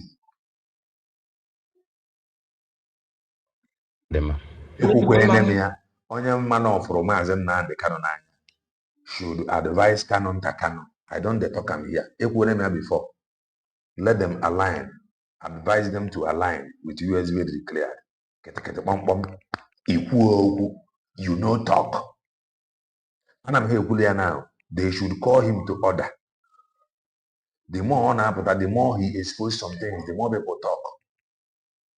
Ọ ka mma na-eji nwayọọ jide ya aka nwebere aka na nke anyị na-ene anya na Maazị Ebanjoko na-apụta. Maazị Ebanjoko megide pụta ma ọ megide kparagara ire anyị fọrọ na-agagharị na you no go funny for this social media. That time onye chọkwa ịgba ọsọ, I'm going to help the person. That is the truth. Because a fight that happened that brought us to where we are now. Some people are on to the fight, or some people fight there. It was not easy for this USB declared from Briggy. It wasn't easy for Autopilot. Autopilot gave birth to Briggy. Briggy gave birth to USB. So a lot of fights, Garanir, a lot of things happened. Social media can do before this regeneration I met. So the earlier I called Ronya to order now, better. Born in Israel Okukano, His Royal Majesty. Also, you know, on the mayor, Nayama, and call on the mayor, Yama Macaria. Out the Bancano, Moshike. Adema. Muna not the mayor. Ihama, or Mamma Caria. Ndị we ebe aka anyị nọ wee na-ekene gị n'ụzọ pụrụ iche aka sị na anyị nwekwuru oge ebe a ọ karị. Now, unu ya echerezi another group of Nneka Chimezie sponsored by Kanu nta Kanu ka ha jekwazie Sokoto fụta were asị nke ha eji wee pụta Kanu nta Kanu nọ n'ihu unu wee gwa unu n'ọnya nwa onye sponsor Nneka Chimezie ije Sokoto jefe awalida n'ọnya nwa onye kpọpụtere Nneka Chimezie reserve na ọdụ hụ n'ọnya nwa onye mere Nneka Chimezie wee je the first one o jelu etiri akwụkwọ elijetiri Nneka Chimezie tinye the second na akwụkwọ awarida Maazị Nnamdi Kanu lijete Nneka Chimezie Kanu nta Kanu wee force gide wee oluzie na nke ịtọ awarida Maazị Nnamdi Kanu wee mezie ala Nneka Chimezie wee je paid sponsored by Kanu nta Kanu after ka atụziri awarida Maazị Nnamdi Kanu nga Kanu nta Kanu wee sponsor kwazie Nneka Chimezie again the second time ije Sokoto on ka o jechazere wee pụtazie first interview ime awarida Maazị Nnamdi Kanu attack asị ya tikwe ị na-ekwu ị na-akpa family ị na-akpọ ụmụnne awarida Maazị Nnamdi Kanu ka ha ịchọpụta the deal ka ha ịchọpụta ife emere na-akpọkwa afọ anyị emekwere na anyị ebere don't worry na anyị ma the game. Agwara m ụnụ na Nneka Chimezie na Kanu nta Kanu na onwekwa ife na-eserefa ndị believe unu believe ndị believe unu believe no problem. My joy by platform and under DOS ya na fa na-alụkọ ọrụ achọrọ m ịma ana m ajụ Kanu nta Kanu kedu ife ị ga-erere na-agbaga egwusi na one platform to another? Do you think na this egwusi anyị na-agba that no nwere? So they were appointed from that place. Na-abịa ofu mbịa na na-ege ntị na Kuwait after Tuasoro, who was then the rebel also from Israel. Tommy Zumike. I'm sorry, I recommend the Tommy Zumike. The US. Because I was married to 2016, made union date. All this you may appoint. All of them were appointed, 1 and 2 was in detention in Kujo prison. So most of them put on that one day, but on the IPO in COVID.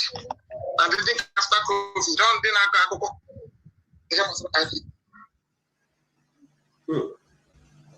so they were appointed from that place. But that goes against the man in Naka. So they had a correct one day, but the IPO never done a COVID. It was in Victoria. Yes, never done a COVID. It's not the group of COVID, yeah, in the Kumana. Manakana can you see this IPOB from how many years with our leader mass and not the kind of nothing. I can't go. Canon. Saga 5 Simon. With all these people they claim, Muno Fama won't do bidore anything so. Kedifunu meputala. Under your watch, cannot wait to your leader life imprisonment. Name nke boyeji na aja. Canon takano, Kedifimela achieve. Since he belong on IPOB, under your watch, they changed the name of IPOB registration. Canon takano, Maguma, Magune Kremu, Nagana Napama would find men and women. There is no time I wanted a mass and not other ticket does him.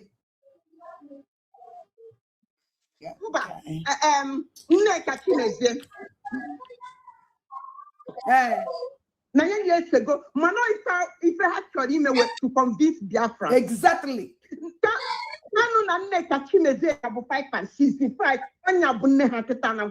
Solution. Social media so neka chimeza na kugolo chagoria. They want to say program on the imagine the program neka chimeze ketanzi. Okay, tata kakano ta kodi kuma kanne kachimeze. Mana kembo nne kachimeze na akwo mazi Nnamdi Kanu yi na etu yohi. Kanu ta da konde. Na Chineke na mamudi nde Biafra na-eso ndị a. Idikọsọ na ndị na-eso ndị a bụ ndị Biafra Biafra. Agba mono no mu dangurugwe kada because ya gwa na nwaanyị onye Igbo. Ọ bụ nwoke onye Igbo na-eche echiche. Nya, nwoke ihe bụ ndị Igbo ka nnọchide. Ka ị na-agwa m na-eso ndị a. Ndị Igbo anyị na-eso ndị a wee fụsịa nna ma Paul Ashebe ahụ ma ndị Italy na ha niile ka ahụ kwaziri na second DOS ka third DOS. Unu sị m na Maazị Nnamdi Kanu hụrụ ha. Hey, Jehovah. Enwere number 1, nwee number 2, nwezie number 3. Ka nkọwara gị ansa ya ahụ. Ka m gwa gị ahụ asara o ji wee sị nke ịtọ, the third time. Because ọma na first time mgbe nke Jọfọ na Nnamdi Kanu asa go DOS. Kanu Tama na second time na Biafra vote of no confidence. Okay.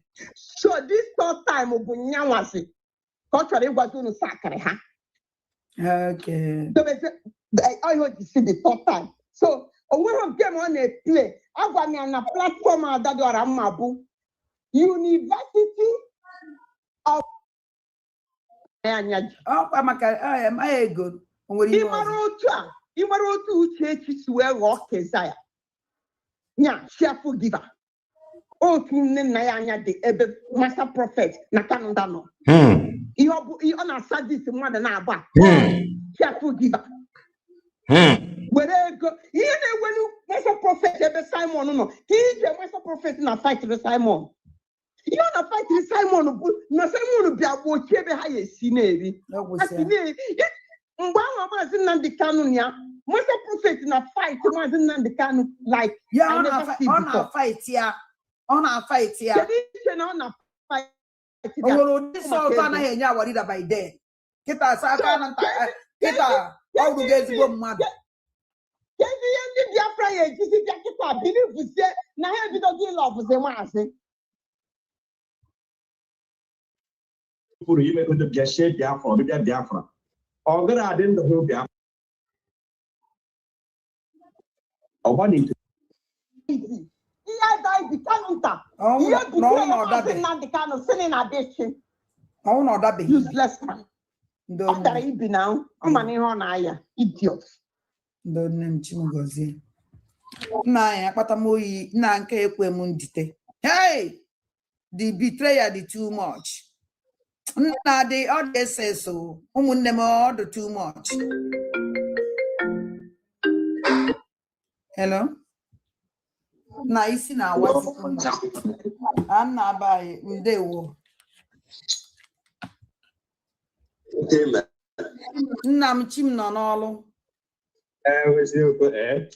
Nwanne m na-anụ ideas oge na-ana m pọlị na oge na-atọ biko nga ọkwa gị ka anyị ji aka ebe onye ọzọ wezụga gị onye ka anyị ga-esi wụsigara anyị Simon ma enwedịrị ihe ọda anyị na-ama ka o si were na-ada ana m ekele ụmụ aja alụ osiri ka o siri ya zerekwen udo na ịhụnanya chọọ n'ime ndụ ọnụ n'ofu n'ofu ya dịrị nwoke mma dịrị nwaanyị mma onye so na Biafra abịa oge si na-ada ezere mmiri n'aha Chukwu okike abịa ma ise onye na-agbakwanụ mgbe okpuru imegodo Biafra ọbịbịa Biafra ọ gara adị ndụ hụ Biafra ọ ga-anwụ nwụchi ọnwụ ọ ga-adachi oyi udere ga-eri ozi ya n'aha Chukwu okike abịa ma ise ọka nke ọ dị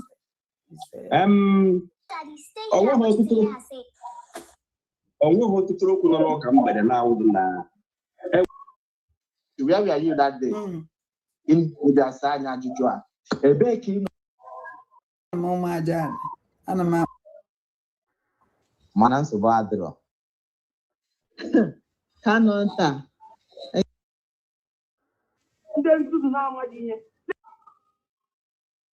mgbe ihe ahụ mgbe ekpentị ya ataki ahụ mgbe ihe ahụ mgbe ekpentị ya ataki ahụ for how many years ọkwa ihe mfụrụ na-eme ndị a ghọtara ọkwa ihe mfụrụ na-eme ndị asị na ha nọ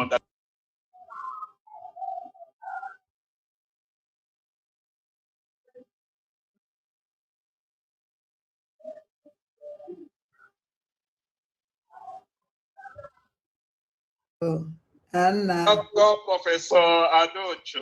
Hey, Guinea. Dr. Anna. Emu doctor de landa kusina kwa hita. Ke bari ọgwụ magoti sayara that is ya na ekusie. Adekelekwe nge. Thank you. Okikabia ma bagi madero isi ya madero isi.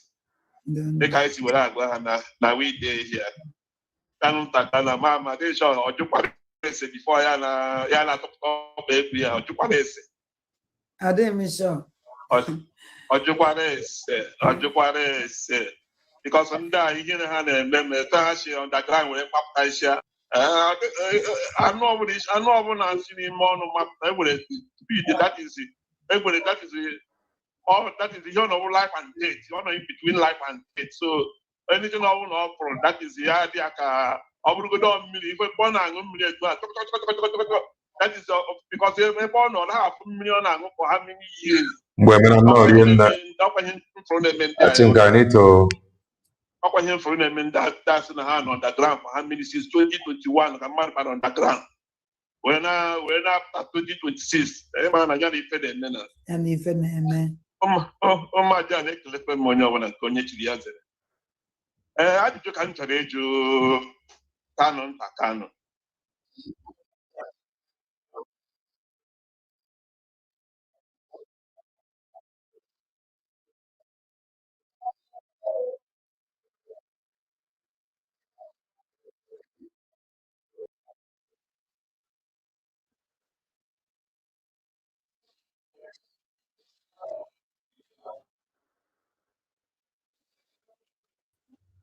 Welesi na okay Swiss na Geneva na Swiss on the 7th, on the 10th, on the 12th, and on the 4th, almost like 4 times under 1 week. Yeah, if I call not 1 week. Within 1 week, yeah, yes. So I should not do that is the program how on the type of program here how the IPOB may organize for international community the world here may organize that program how it will attempted assassination in his life on the 7th, on the 10th, on the 12th, on the 9th. The first attempt on any police report because when somebody from foreign land, Germany, went from Germany, just Switzerland, they made attack in Switzerland. Police report. Yeah, when so I'm going to sue say actually on a people may attack try terminate your life. You have to go and complain to the police, lay complain register. Any evidence, police report, either in Switzerland or in Germany, after all that you are back to Germany, or we could only complain of that called the book of my Bible story. That's what I get. Because I call the form of the book of my Bible story. Maybe about what date in no year. Yes, I guess you will and when you give me understand, that's the thing no man you got that. Talk a man, okay, time if the Kawara your fupa or IPOB protest or one day UN organized program. Canon Takanuchi will give back ending other place where he had the attack. Yeah. Ending many attack on the Nigeria, on the Biafra, on the time the attack. Yeah, they are talking of Manala. Na catechies na ina sa catechies ya because you learn the because Kanu takano ya zakowa. I'm not sure go to the Bible, go to the Matthew. Kanu takano takwa go to the Bible. When in a interview na ka pari no go to the Bible. I know why the catechies na I look at this of when you are so you can is too keregi. I say bakatini catechies we take because all just it and so you keregi very simple na ke you take so here canon cover that for ya we dey to onye metere ya chekwe ke ndị nọ mgbe emere that suspension attempt ahụ na akọwara anyị ọkọwa ihe ọkọwa ka anyị mara ka anyị ga-esite n'ihe aka ihe abụna western world ka o mere Switzerland dị more technology ya enwe camera dị everywhere ya dị akọwa ihe ahụ ọfụma ọ na-akọrọ ụmụ atụrụ ajụjụ ọzọ m na-ajụ ya bụ because without having answered this question ma Kanu Takano ma Chris Nwogo ma Kosi Udeti yo ma ọ bụ nne nna ya anya o Kanu Takano ka asị na nwanne gị nwoke si na ya place were move were gaba Kenya mgbe ahụ ndị gị nwoke a na-aga Kenya ọ kagara ọ na-aga meet ebe ahụ na Kenya ka ọ dịka sọrọ ugwu nọ from ya place gaba Kenya ọ gwaghị ebe ọ na-eji onye ọya onye na-aga na okwu dị okwu ya nna m ọ na-apụta yeah, I need to do that because all this story I want that for if I need your folk that come and no to my video, my everything. Now my hands we have to see everybody. If I need your folk, how many years up to now? No video. So the same thing but I need to Kanu Takano. When you can move from here to Kenya, go on to meet that Kenya. Kenya. Oh, where idea? After how many days? Over ticket, over my flight over from Germany, we have Kenya. Then you want to on the advice in your body to Kenya. When we are brother, when we are family brother, when we are somebody, we are own person on Kenya can take care of him. Eh? And go the sea for you want all this thing to be answered before I went to on. When I got just done on that cost to decide I believe going, it doesn't work that way. And when you put time all this, I'll just and when you time all this nonsense. Or is it possible? We can't just I have I am not that. Life doesn't work like that. My question is now a country. Here we country. Local Country like Swiss. Even as Swiss is one of powerful countries on Europe. The very, very secure. Swiss is one of the most safest countries in the world. Of course, also in Europe. Okay. All of recent, they are Swiss report for him. They don't have military. What can I pay? When anything like? All of recent that I just train their military. So normal this everybody. Why I can headquarter everything? My what? I have to headquarter everything. Not Swiss. Swiss had advance. You can kill that Switzerland and make attack on your life. Just like that. I don't know football now, but no 4 times under 1 week. 4 times.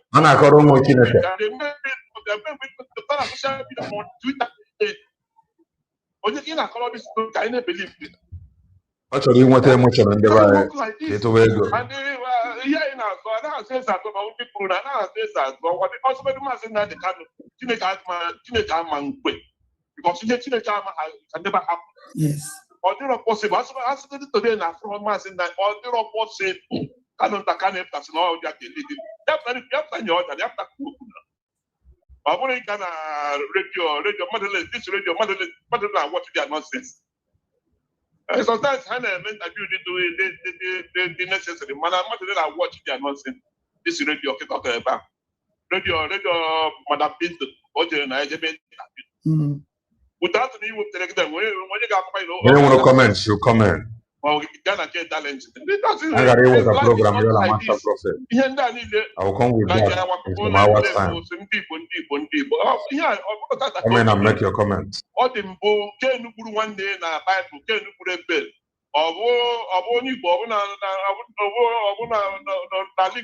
come in and make your comments. And what are the program? You're a master prophet now. Okay, boom, okay. And after that, we can remember play studio based on. I may be in a hurry. So if you have a comment, come in and make your comment before we draw the curtain.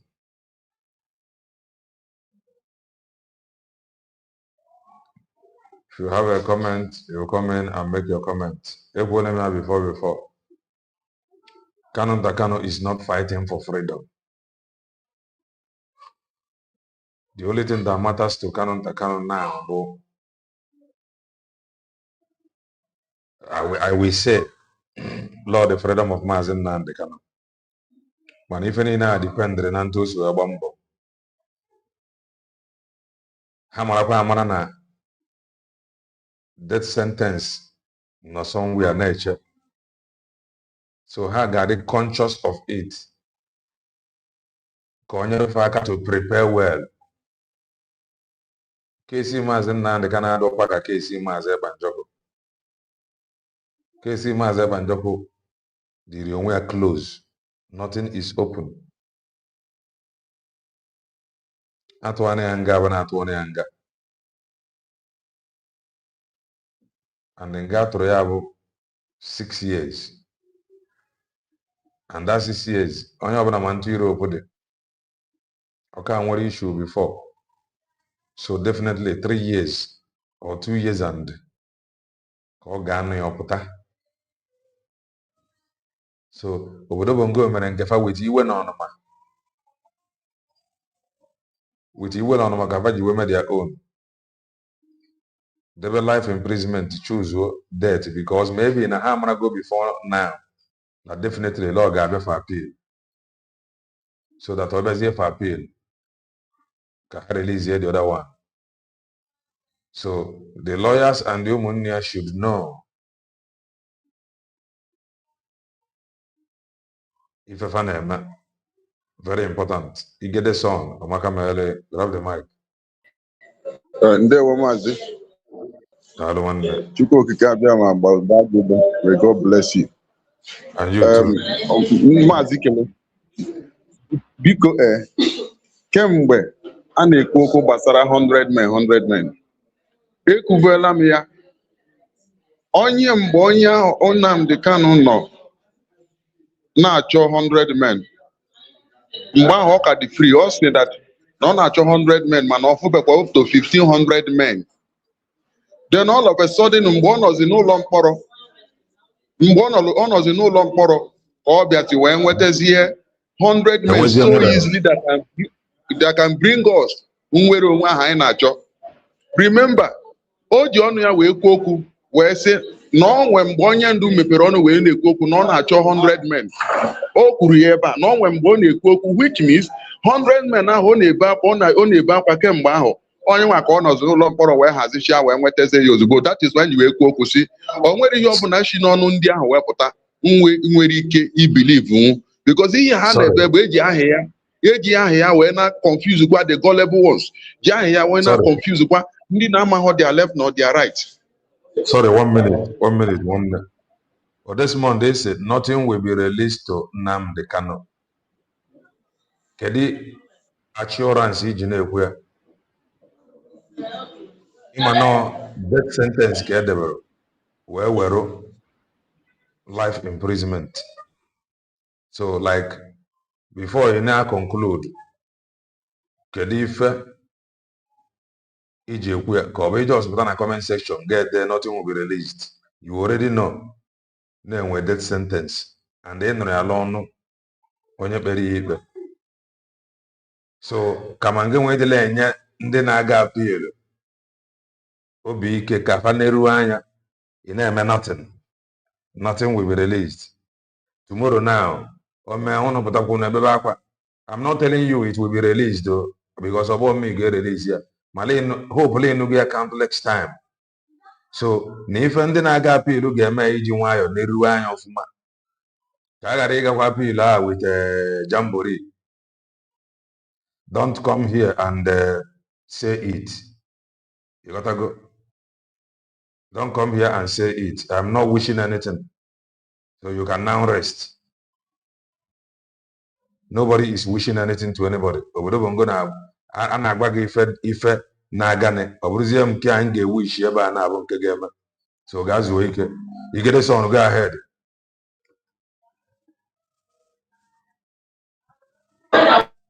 So you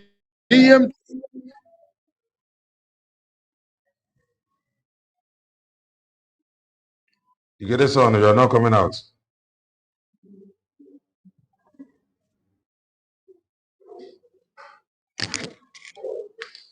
You get this on.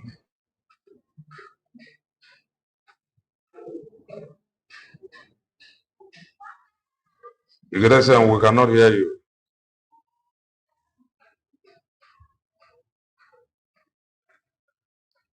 Maybe you go out and come in. Obi-Wan. Omakamele, grab the mic. You get this on, go out and come in. I greet you, Mr. Kanena, and every other person. My own take is that onye lọrọ nkịta gụrụ enwe ihe ntụ kara na bịa. I think is sometimes I'm not realizing now when they comfortable in saga and iweta mmadụ tọsa na internet. Anyị nwe na-anụrụkwana ya anụrụ eziokwu nọ a good information call mana ọ na-adịkwa mma sometimes ka ị na-agbasa ga ị na-epushkwa na the main objective iji maka ya. Why the reason I'm saying this is that on oge erube mgbe Achalugo ya discover ụgbọ na-aga aga because she can't continue. Okay, discover more than no mazin and no freedom.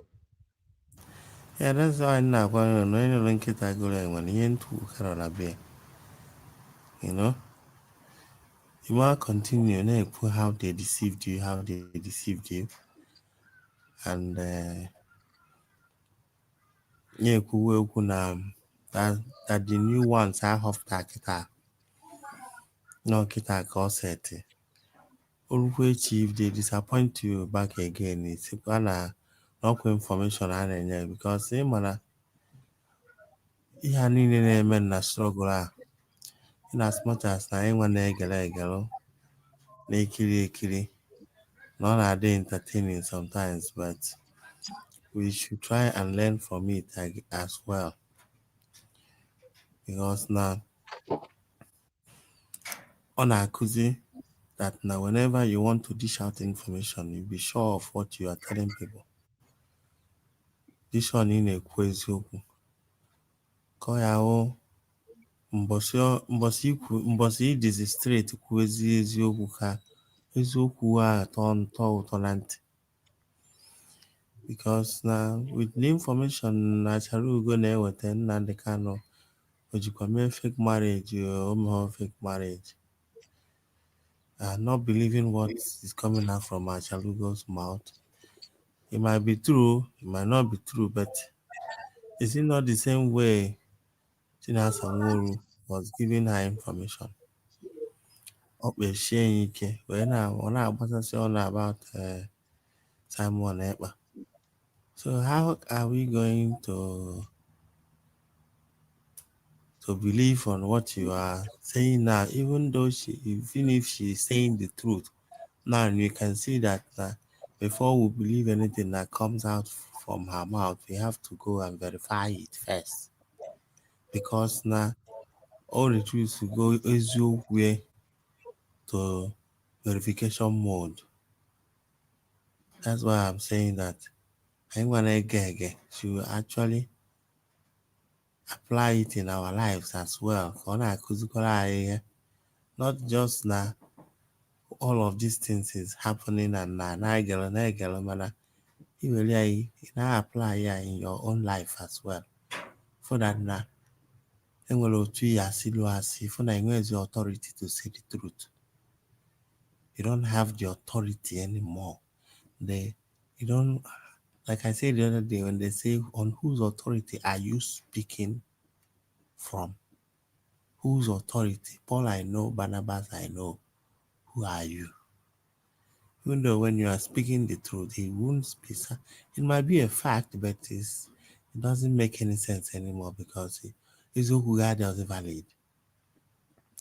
So, and the Achalugo on a plan. What is the plan? And you ask yourself, when we plan on n'ihu Achalugo already. Plan, which is the USB government. Digonu, because now I can't just understand why sometimes onye ọbụla na-esekụ na new IPOB leadership. A na-esekụ na ya, Methuselah na-esekụ na ya. Nke nwaanyị a na-esekụ na ya. Without ịjụ ajụjụ or what is the way forward. I think Achalugo should be asking the agitation, DS new this thing. Are we planning on what's going to be the next objective? Because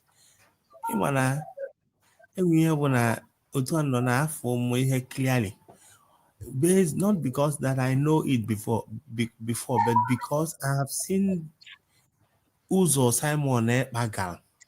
Wherefore, this is actually mobile and DOS, the noble and the DOS, noble and had the serious. It is the same road DOS and equal that now we are going to get Biafra. It will result to again Egypt for UN conduct referendum. It's the same declaration why can't you people now queue in now? thing? You know? Because by now, when it was sometimes they feel one pack over here and I call so that now they don't want to. No, the thing all normal in Nandi that is where all this problem deal. Validation. They want Nandi Khan to come and tell them that now Kowalha why he said follow Simon Ekpa. He's bringing a new dimension. They need Nnamdi Kanu to come and explain it to them first before they will be convinced that na ihe Simon na-eme. Okay, since Achalugo Isiocha biko si na amagha m na Simon Ekpa is not the bad one, and now you've realized that he is not the bad one. So why haven't you tried to investigate on what effort he has made and where he is as of now, since he's not the bad guy, so which means automatically he's the good guy. So what are you expecting from the good guy? Or so why don't you try and see if ebe Simon Ekpa rudoro ọrụ ka ịma ma ihe nwee ebe esi wee nyere aka wee kwa, because na problem these guys na-enwe is that I think na ha just forget that no one Biafra can, so they just feel comfortable on Umuchineke and IPOB one family. Kana meeting emekata meeting akpụrụ ndị ya akpụrụ kpochie ndị ya kpochie na-asị they are killing us, just na-eme na recycle every day. So they are very, very, very comfortable with that, you know. So all I'm just saying is that sometimes I want to like I will ihe na-eme wee mụrụ akọ, because people like that Diorama mgbe ọbụla ọ fụta na ịntanetị ọnụ a na-agba ya kara as if na ụmụ ihe ọ na-akọ. And when you look at this thing, it seems like if na they are really enjoying that there is problem everywhere. They are ihe melodi na ka igwe ha dadịrọ mma nke ihe ya ewutie ka ọ wee baa ị na-ewesi your time. Ihe anyị na-akwụ that thing ị na-eme wee ihe ọ chọrọ ka ọ nọ at the center, and ọ cheta na anwa iburu ya mma na ọ ya nọ n'ebe kasị elu, ndị ụwa na-worship ya worship ọfụna ebe kasị elu ka saga ụra ị na-ebuje n'ebe a ka o dore ọkwa ya ka ọ na-akụ na, you know. So but all I know is that now, thank God that now illiterate people are actually phasing out of the struggle, because it was really push away this struggle or try, but lack of educating our people was what pushed was really aside. Onye akọwa exactly what the meaning of this struggle. So Wazirike was building on not on a solid foundation. So mgbe the ikuku bịara, ikuku pesa the house, Wazirike aghọtakwuzi onwe ọ bụrụ na Nnamdi Kanu nọ na position Wazirike ọ ya anara ego. Well, sometimes I know they blame I know they blame Wazirike n'ebe ọ nọ na ebe na sometimes they blame ya ọwụ na instead of ịnọ nwayọ ibi na akaụntakwazi nke a na-eme eme, mana ọ bụ ma he was not in the position to do anything at all because of the same agwa ndị be anyị nwere now, the same agwa, because Nigeria dowere ego a ga-eji settle on settlement ọwụna ihe ọwụna a na-esetụlụ a ga-esetụlụ ya from ego oil. That is why at some point mgbe a na-achọ change ego, if somebody buru ego oketa kachago mmiri masachago buru na trailer bubuta ego Nigeria maybe tie like that billions of naira ego adọwara, and they tell me that na the Sultana of Sokoto we want to that leaf is 22 oil well for you people. Mba, they're not going down without a fight. They will not. That's why sometimes in America again and there, Haji Kagina Hamaya in peace. In front of the when they Mahana, and they were ready. Oh, my cocker, well, this situation I can't get a hacker. You go, Ibun and the Kano. Malami say that now if they knew that they would have given Nnamdi Kanu poison before they brought him back to Nigeria, because that's the only man that saw what they were about to do. So at this point, the pie suppose ịma na na-agba n'ọgụ n'akịrịka, and at the end of the day, ka anyị were ofe obere kịta Simon Ekpa apụta enwe ndị agha convince at least the word between Brig na CRC nke anyị ebegodi. But I'm urging ụmụ na Achalugo na anọgide get your program or whosoever that believe in DOS. Ihe anyị na-achọ Biafra full kwa aka anyị aka nọrọ na DOS abịa ka ajụ ajụ achọkwa m na ịnọ na IPOB DOS adịghị mma. All of us were IPOB. But now sometimes ị na-echeki what is the mission, kelo the next step. Ị na-agharị anya ndị nke megoro eme cheki kelo step ebe ha nọ malụ nke ịmalụwegoro nso n'ebe ihe ị na-achọ. You cannot every day gbanye kamera gị pụta esi anyị uche echichikwa me na anọkwara ya anụ ma anụghị anụ ma ọ gbara akwụkwọ onweghị concern like na personal life Nnamdi Kanu. Remember when you are saying something nọ na-edere gị about I don't believe you and this thing. The reason why I'm saying that is Nnamdi Kanu is a prince doesn't mean that he doesn't have a private life. Or no uche before wedding or whatsoever. At least for me, let's say na agbaze nkwụ ya. Mana ha nọ in the process of ịnụ anụ. Enwe ndị na-adị ime before ejemewe ego. Enwe ndị na-adị ime before wedding. Maybe that is the case of Uchechi.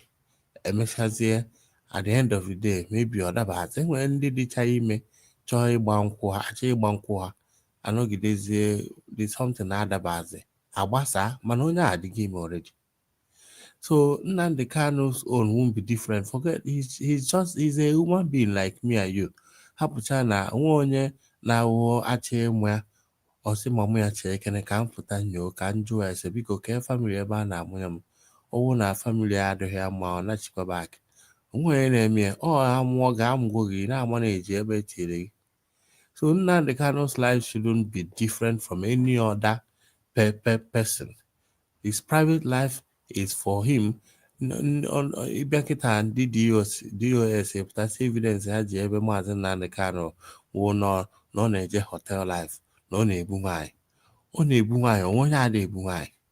Ha ncha niile n'obodo oyibo enweghị ọrụ ha da-egbu nwaanyị ka ọzọ onye nọ n'obodo enwere obodo ịlụ ọtụ ahụhọ anything like ịma ndị be anyị na-awụ njọ ọtụ sometimes ha na-eme ka si bife bịa inwe ike even to give somebody sex education or sịghị emeka gị na-akọzi ụdị aka ekele na amakwa gị na ụdị aka mana akụkọ bara uru or because no ihe arụmara ka ọ but it can help you in your marriage and in your relationship.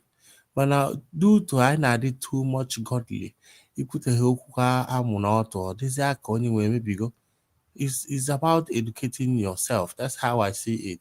So Nnamdi Kanu's life with na Uchechi, whether Uchechi or force onwe inside the relationship or no force onwe inside the relationship, that is not supposed to be our business to start with, you know. But Nnamdi Kanu is not above mistake. Before Jesus ebido ime miracle, Bible egosi ha ihe Jesus na-eme before 32 years ya. Enwere ike onwe ebe ọ na-alụ ọjọbọ somehow mana enye ha ya somehow edepụtara ya. So Nnamdi Kanu nwekwa private life ya until that time that the grace of God suppose manifest n'ime ndụ ya ka amara Chukwu si na through Nnamdi Kanu wee fesa anyị. So edozie na that position ị na-emezi expect ka ọ na-ebehave ka anointed that na ebe ihe ọwụ na Nnamdi Kanu na-eme suppose ịdị holy. Who told you? Onye gwara gị? Nnamdi Kanu will always behave like a human being like I am. Onwe ike before then self onwe ike agụgụ nọ n'ọtụ ahụ a virgin nwa 12 years ime before and that is his private life. But where we are concerned is who was the person that ended up belling the cat? Enwere mgbe oke na-apụta oke bata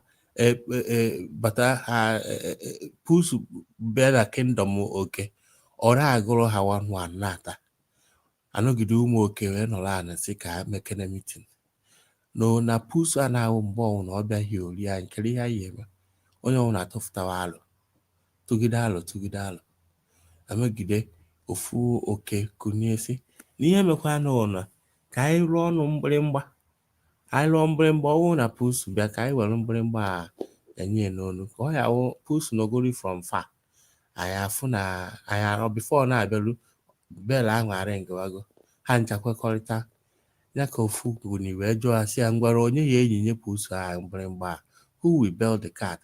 Nnamdi Kanu became that person that ended up belling the cat, sacrificing himself for this freedom. I thought that each and every one of us should focus on the sacrifice that he is bringing. The inside on Imenga for a long time because of me and you freedom. The message you only preach, the message na on the strong, okwa preaching in Nnamdi Kanu mere oka didn't do today. Otherwise, today, Nnamdi Kanu could have compromised inside the jail. That was the mistake Wazirike made. Wazirike never educated us to tell us the reason why we fought the war. Wazirike never engaged anybody about the reason why we should get Biafra. Nnamdi Kanu decided, Wazirike decided to keep giving us tasks and start pushing by force as if now, Ojukwu nọgide declare because Ojukwu declare Biafra because there was no time for that education. After Aburi, he was expecting things to happen, but Funa, it was the only other option. That is why Oji Nike.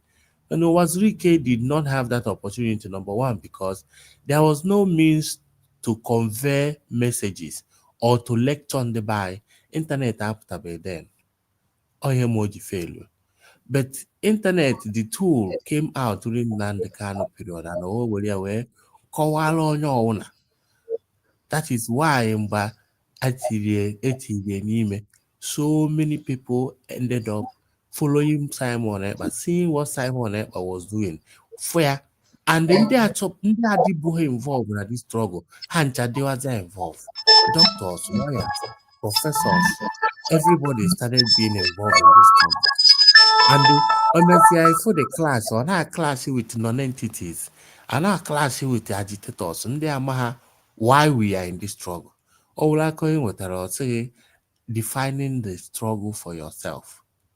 So all these people that are so much enjoying the everyday cable flag that bad. So whatever Simon introduced to this struggle becomes so strange to them.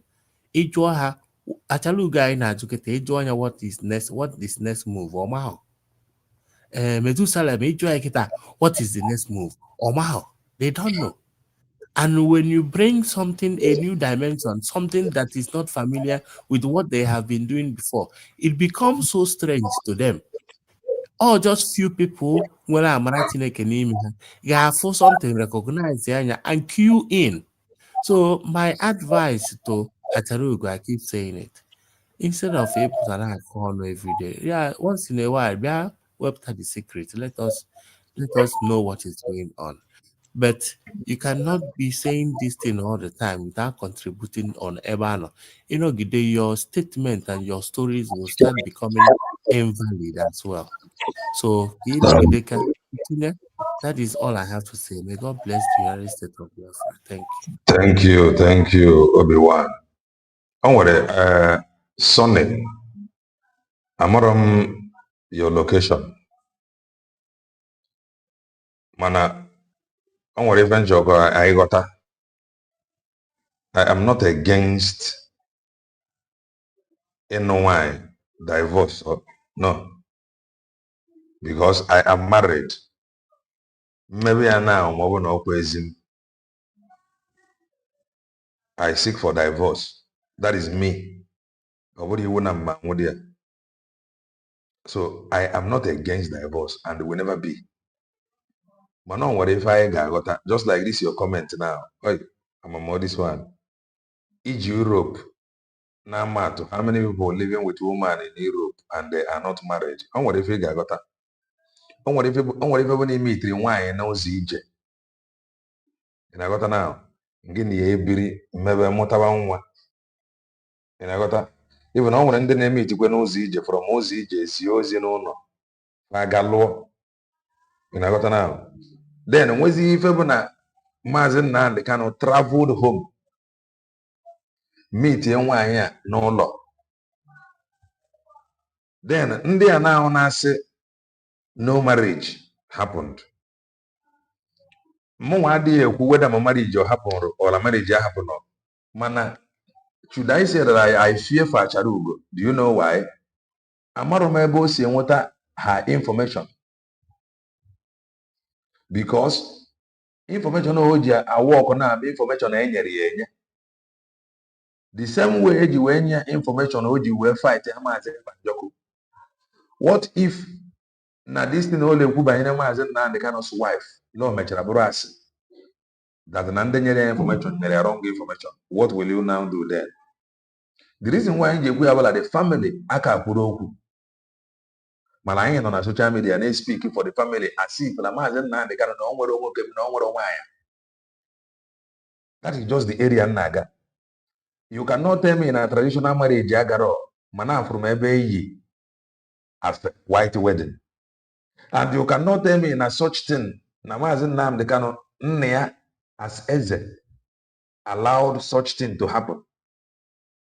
And you cannot tell me that Maazị Nnamdi Kanu as a prince deceived his wife to take him abroad. So I am married with you, Maazị. I am not against it. But I'm just saying, Achalugo na-ekwu ife a. Get evidence because she is not part of the family. So that say tomorrow, oh, the wife, I am sorry. But now, marriage, this marriage should take place. Ka Wazirike gara kuru Maazị Nnamdi Kanu. From Ikuria, after Ayapo wedding. So, if I consider those things, you get to benefit of doubt la marriage happen. Forget the Anto Achalugo si appear. That is me with what I have seen around the marriage made me to believe in a marriage. That is that. Greg, no, Amaka Mele. Yeah, man. Thank you so much. Dalo. I'm on duty. Yes, my greetings are about Igede son and the Obi-Wan to I can know inside the Igwe. On an early go over there, and I can know my time manage. When you can ignore back, when you are going there. So I can know about start. You see, I need the Nisi Martin, and I can see our PM.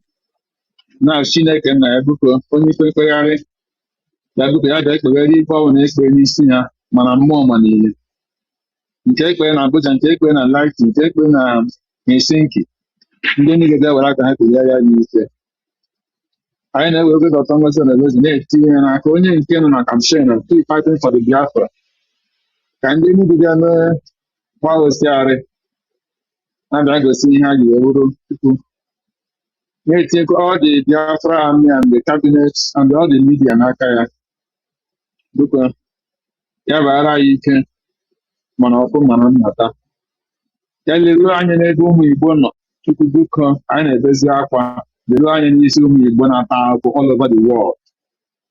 Enweghị ebe anyị nwabụ ndị Igbo nọ anyị nọkọta enweghị ebe anyị na-awụ ụmụ Igbo nọ anyị nọkọta Chukwu anyị nọzi n'ala ala mebiri emebi na-agụzi ebe anyị sọpụziri iguru Chukwu n'ala Igbo. Anyị nọzi n'obodo rụrụ arụ ebe nwoke na-alụ nwoke ebe nwaanyị na-alụ nwaanyị ihe a na-eju anyị anya Chukwu Chineke meziere onwe ahụ n'ala Igbo na ala Biafra ka ụmụ ụlazi na Chukwu kwa aha gị na-enegasị elu onye na-aka ya na-aga site n'aha Kraịst onye gị na ya nọ n'eluigwe na-achị eze ebe ebe ise ya maazị. In the first place, dịka ihe ị na-ekwu maka Achalugo Emana, in that American, and I found an account for any person who has keeping on that's the way I feel. So my lawyer and low, my man is not a fool. Over him, the gear knows of Nigeria, buy a ticket. But in England, again, I had been at the same house. Never in the same way you put a public is knowing how your wife. Any person has been on your wife, that is his own or her own business. About the high, in here for your wife, and you are as your wife. Until you get otherwise, or the woman come out and say, what? So anything that is in that saga makes no sense. So my woman and the kind of telephone makes no sense. My master prophet who in our saga and so the only thing doesn't be how to publish if that inside that saga. Every big shift you speak, you cannot get it because no all those things will not, my lawyer will not be coming out. So she has to take it because I am a bit very more simple. And so working it makes no difference. So then the point is not just be happening. The question everybody has asked me a real question. As long as we all live here in Europe, nobody will even threaten you talk less of a kind of assassin. Give a man a share. I did not go and make a report in the police, and the public didn't know about it. So the other this guy when reach here, so called the Canon Takami, he will know that the Biafra public are like me as a person. Let's be perfect truth. There is no group like the Canon. Mwawuchi as a whole group, Mwawun Kana Papa Pilot, Mwawun GSC, Mwawun this new DOS, even beside that new DOS. If you bring them and give a second vote, have vote, can I end with one vote? You can have 100 men. Can I end with one vote? The Biafrans don't like Kanu. He should know that because of his characters. And Biafrans are like me as a person. And only my here, when you are coming out, you will be watching your popularity. This guy has any popularity, any good record, as long as Biafra people is concerned. I can't care now as a person. God forbid it. Natural mass man God forbid. Man, let's say such a thing happen. Canada will have no place in anything concerning Biafra. No, okay, no people who will stand on his behalf. So these are the way a human being is supposed to watch himself, weigh himself, and then when you are coming out to the public, came out, did this public like me? And then the hand where I got everyone hand like that, I don't know why I am like or the marriage I work or catastrophe, that's a hand marriage we got that marriage will be a kind of what do you call it? A cat and a dog marriage. Because it is that hand we say, when I don't know, the hand when I lose that. So at the end of the day, it might not work. So all the young man will have to afford you. But the destiny man can every day making some people who have love for man can not even to go into because I can tell you it's true that this Chinas and his group are evil. But most of the things, even though they are evil people, there are some certain things they wouldn't have done. You see? So what they do when man coach, only na man back to the who much chocolate. Because I got a man and Biafrans are like me. Biafrans don't like him as a person because of his character. So that is by the way. So the still not there about that now. In this fighting for freedom, the level we have gone. If they, when they talk about what do you call it, this new DOS, I might understand much and they can see they want to reclaim some of their property. I wouldn't actually, if it's on actually, some people are point, who will go and fight for to clear some of the things that this criminal DOS misused and the things that you see remaining for them. Every year, I will the assignment for this particular time. Then let them go and do it. So let them go to legally and fight and recover those things for IPOB and for the Biafra, because those things are from Biafra property, even though that Martin cannot decide on them. So if these people Martin can appoint, now if their duty would be to go and fight these evil people, recover those things, finance and the materials that belong to IPOB, which these people are using. Upon any I put their duty to go and recover it, let them Biafrans to watch if they will go and recover it, because those things belong to us. Even United States of Biafra are those property are property of the United States of Biafra at the end of the day. So we should know that. So let's watch what the appointment and the new people will do. And we are waiting for them to know the direction they want to go. That is my own take on all those and all these things. So, but our government here about Biafra restoration, United States of Biafra is moving far ahead. Whether they later join or they don't later join, we stand with the bump. There is no going back until Biafra until we are done. That is my submission. Thank you and God bless you. Thank you, Mazi Greg. Olushimwa God. Amaka Mele, love the mic. Yeah, Mazi. No. Well done. Thank you so much. It's only you that I want to thank. Bro Greg, I'll still get back to you because I am tired of thanking anybody. Because, Mazi Kelena, all this thing that is happening today was caused by our own people. You remember, I used sometimes when you make messages, your messages sometimes comes like prophecy. See, be careful. You think you are fighting for Mazi Nandekan without knowing you are fighting against him. You say, be careful. You might be thinking, oh, you are defending Simon Ekpa without knowing that you are fighting against Simon Ekpa.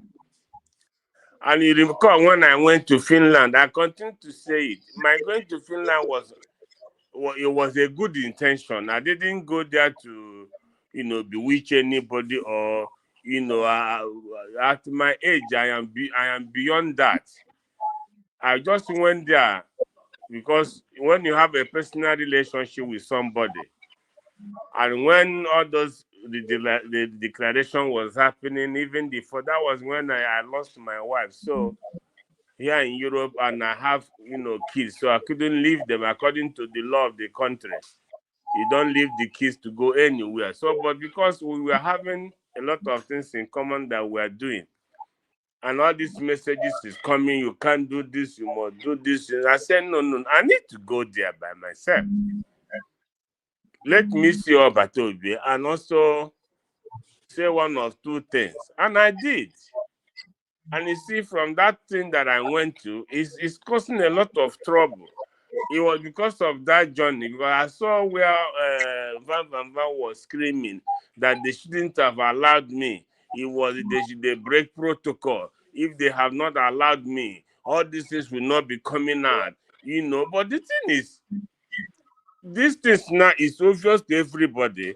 This is just their making.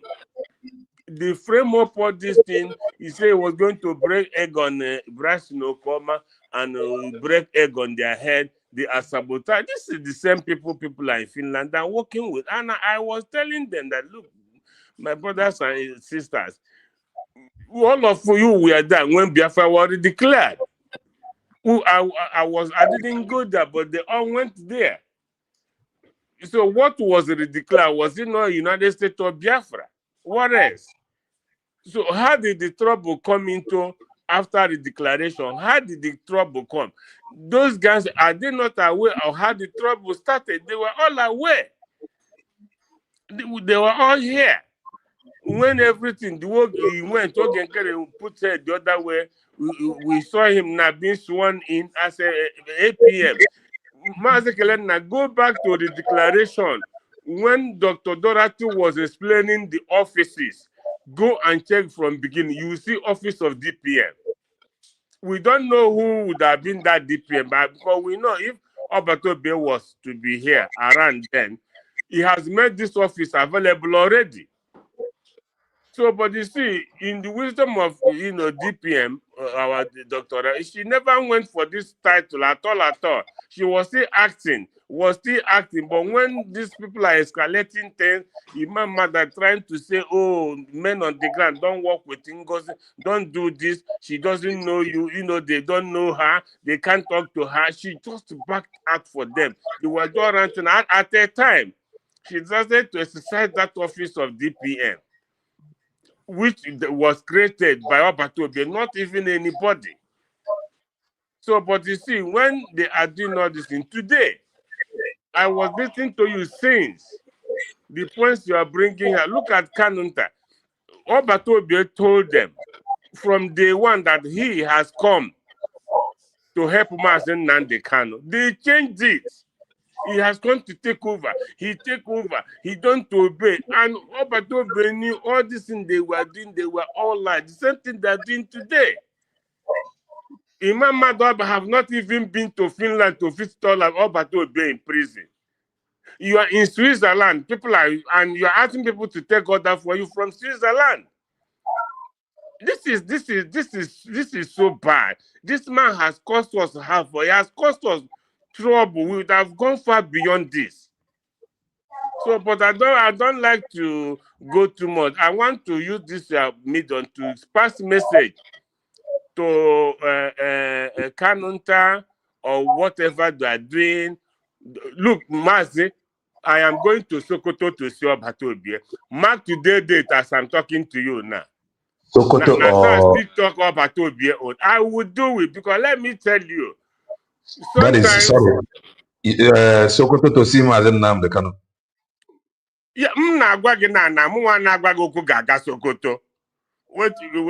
Dị anyị, ọwụkwa onye ọbụla, most of us agbakwa ha identity onye ọzọ, ndị ọzọ, ma ọ ihe onye ọbụla wụ. Mụnwa na-agwa gị, ọwụ na Jizọs abịa ha. M gaa Sokoto, nlọta ngwa gị na agago m Sokoto. Even mma anọdụ ase picture nlọ ihe gị ya. Ken gara Finland, esekwere m picture na me no one put am up. Ebe m na-ekele all media, all of you. As in send other people, but because we went, to send it to Ananda, now go on to see the whole media, like naga. And I will still go there. My brother. I again this madman no see how with if Tinimbuko mention Hosusuge. Was him Mihano na bo. So mezo onwe in store. Muna na yo free here. Awunye bongo nwanne. Mụnwa ga-atụ dị anụ ọgakwumara agba mmadụ gosi ihe ga-agbagoju pepụl anyanwụ. Agagwa ha na-asị na o nwere onye agaghị visitọ ha ma dịka except or through anybody. But ama agakwa dị abata. Gbanyekwe gbaa foto kwukwu okwu mpụta ngosi ya people. So ihe ndị ekwu all these things wo ma Kanu nta Kanu one or Hamadike constitute through this IPO. As simple as that. Look, I could go make many times. I'm a psychologist. You work on people when people speak, when people talk. You only work on them based on what they have said. If somebody did not talk to you, you can have problem. Through or no queer, realize what he or she have a problem and you want to address it. When in history of freedom fighting, why did Mandela not do it? Why did Mahatma not do it? Why did Jomo Kenyatta of Kenya not do it while in prison? This is just make up. I grant to Finland. I won't know mmadụ ya awụghị ihe o kwuru ya awụghị ihe o mere o nwere otu ọ ga-esi act in a game na onye amaghị maka ihe ama m ọtọ na-akọwa And I saw those things play out. And Ngakwa Bongo, Gaho or Hamadike, or like I said, on Jesus Abia, or one more pota, which we pray in Kopota. But what I'm saying is, ndị be anyị ihe onye ọbụla na-ekwu okwu anything ị chọghị iji align with the United States of Biafra government nwanne that person na-waste time because according to the 21st century law we are not against groups. So look, Namibia nwere 8 emechara South Africa sponsor a group to also redeclare Namibia. But that first peaceful declaration, SWAPO, we as a brigade, we are migrate to Namibia today. But when they were seeking for this recognition, when they were recognized, the whole world called all of them together. Your instruction, go and align yourself with this SWAPO declared as Namibia. Only go and beg. If you can't beg, you align with the government.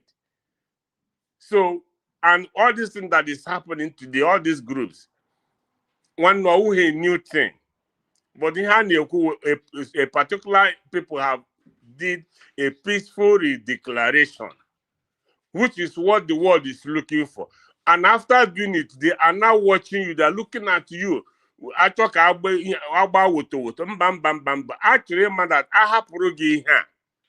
You follow, will you be able to handle it? That's why you see USB is not indicting up the only side deal handing in America.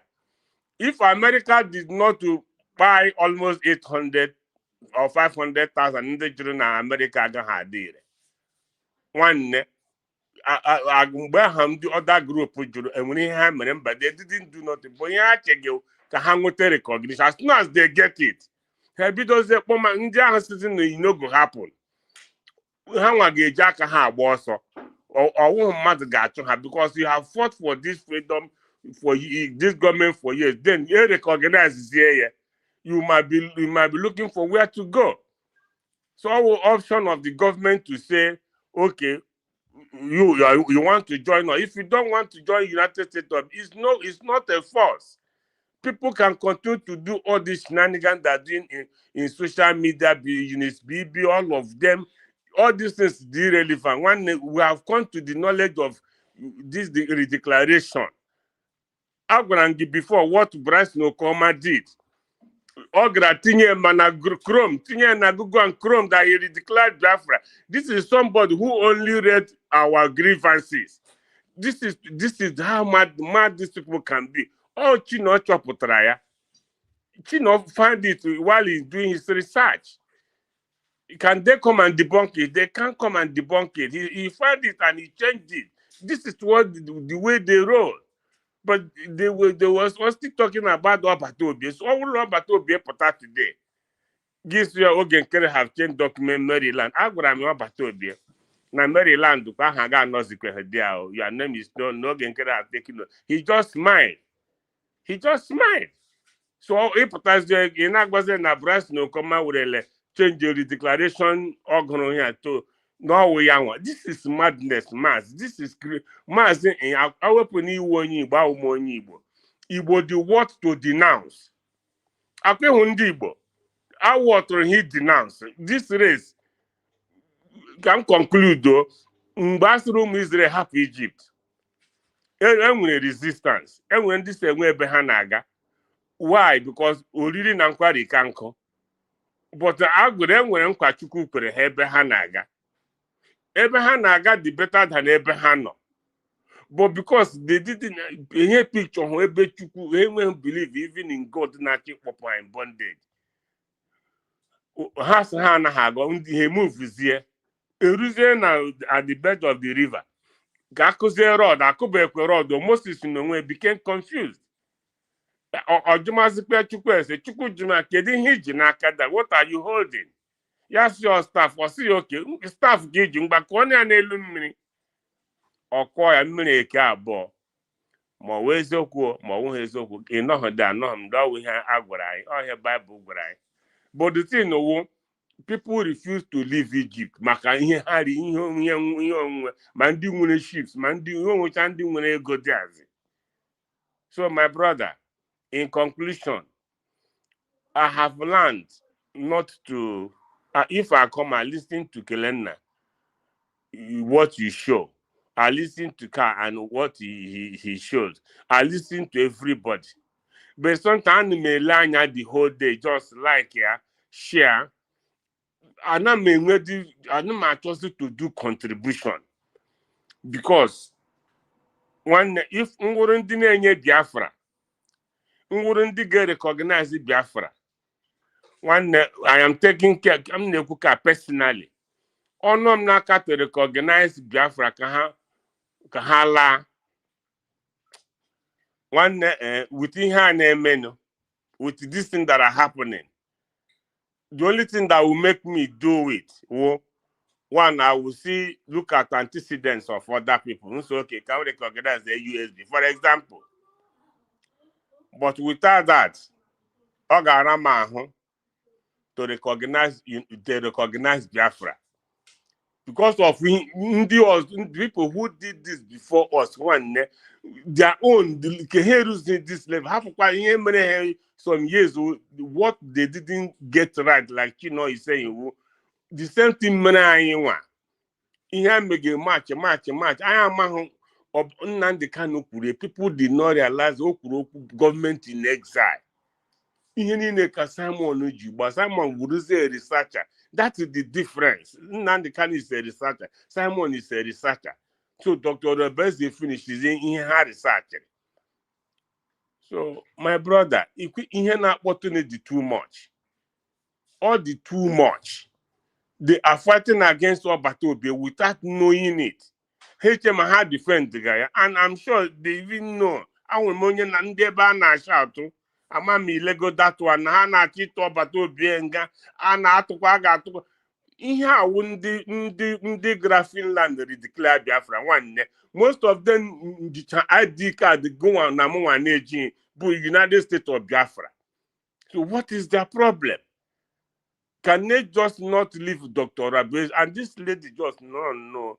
When there's time to fight anybody, when time to opera halawa no two talk. This tweet on me, the whole world now who tweet one year.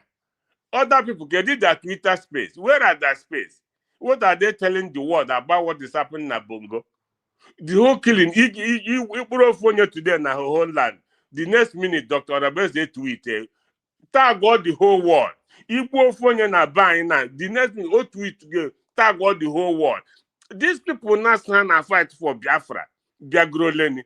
Ele their Twitter space, Kelena ask, their space.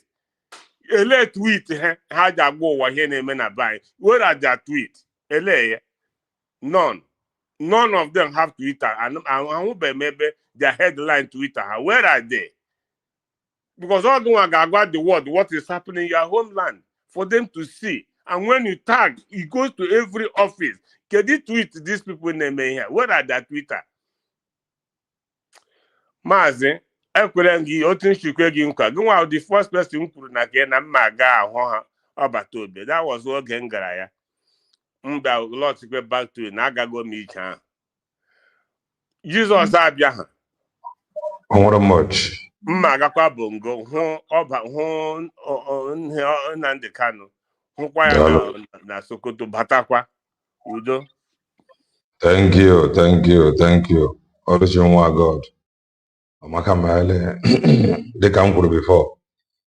Face here now, since in Juwero, this is the most difficult phase. Mako na equal. Mazen Banjoko's appeal.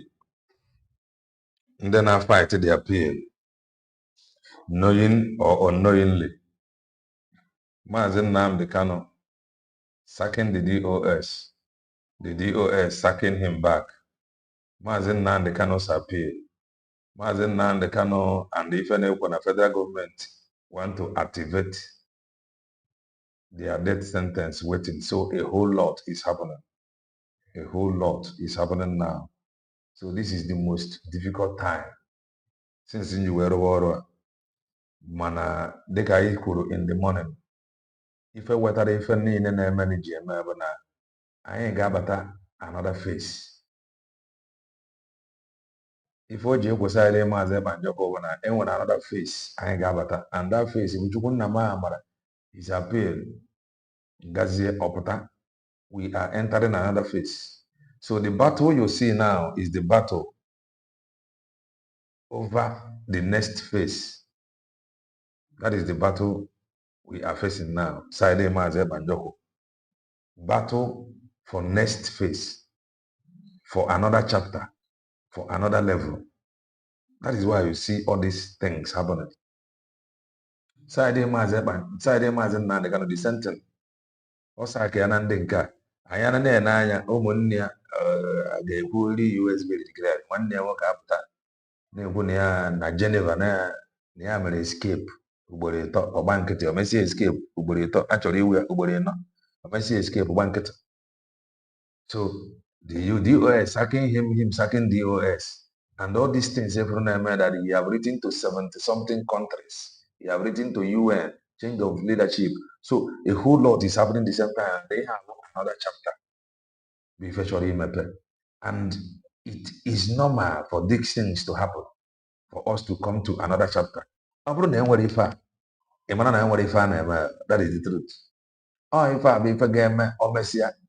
Many of them will now begin to ask questions. There was a time you were telling me about USB declared Alpha. Now go for go and apply for your ID. Now, even some of these guys that is fighting Mazen now, time is coming where they will be like, now we don't do fight this fight. Now guys, you see these people, they will tell you very soon that Mazen now you are a deceiver, you are not a freedom fighter. Go and sit down. Look at Simon Eber yesterday. In the space of how many years he brought about the good things in this very struggle. Go and write it down. They will one day embrace Maazị Banjoko and they fight Maazị Nnamdi. That is just the truth. If I am just like a woman on a labor, lekalekale na ifuru a na-agba abụ na a ga-enwe ọmụmụ nwa, a ga-enwe new birth. Something new is about to happen. So these things you see happening now, since this is the most difficult phase. I am telling us. So I got one and I got one over former. So on your question, man, even the web about reality. I know here. Ekubulo appeal Maazị Nnamdi Kanu. Okubele na social media everywhere. Now federal government have, which is normal, have activated their death sentence waiting. So over na ndị lose appeal ka ha tinye. One guy amapụta, oh, don't wish him that. And wish or you don't want me to say what is on social media. So you want to now tell me what to say. Huh? That is what is obtainable. So if you don't know how to pray or you know how to pray, you can go and pray now. Now, if you have advice, the reason why that thing you were waiting is for you to advise the lawyers. If I ain't aga, mara na ife a ga-eme farụsi ọrụ for ike fekwechisi ike, because if they fail here, this one the federal government na-ekwu ọ ga-eme farụ ọrụ, not coming to social media. Oh, it will not happen. When it happened now, there is nothing you will do. Just like many of you were shouting, oh, they will not jail Maazị Nnamdi Kanu, they will not jail him. You change your tone. Oh, I think I had a before, if anything happened to our leader, it has happened to jail. You change his year. So we should always face reality. What has been struck out? Open and struck all out, I don't know. Is it a death sentence? If it has been struck out, I don't know. Amara ma struck out that day a sentence there.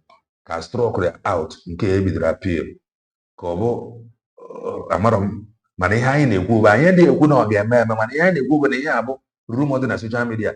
At least ọ bụ na the lawyers na-echefu echefu so that they can know that we know no they fad. So ọ bụrụzie na ọ dị fad ozi, they should come up and tell us so that we can have peace, because obi onye ọbụla Now, by that side, now this appeal. Eba bebo, only like for the genuine. Eba, any genuine out of emotion, didn't know genuine. Eba could be gigaba. What if this thing stays? Yes, the death sentence has been struck out just this week. Oh, this week. I have only had a news that I struck all out without court hearing. How do you okay? So I struck all out on what it was.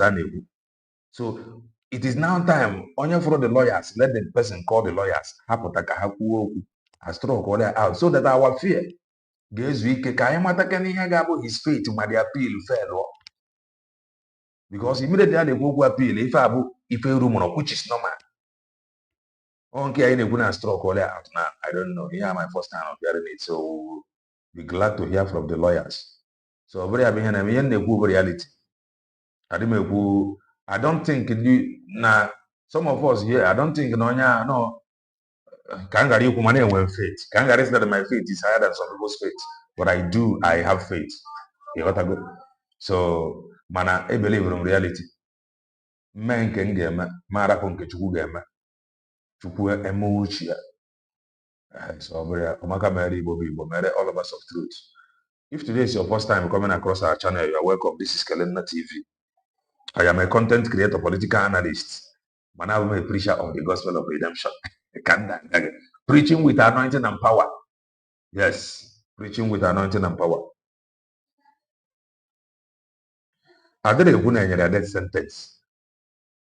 Death sentence.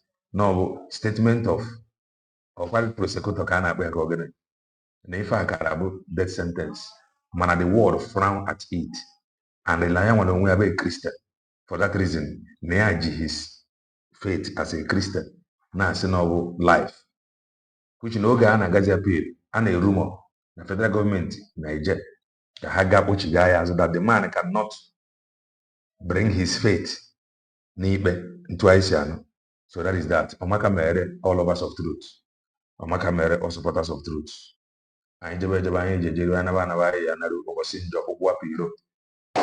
Divine protection upon us all and the maximum security. Divine protection this month. The God but the source. To man. May He, God, release our blessings and connect us to man. He said, stay blessed. Bye now.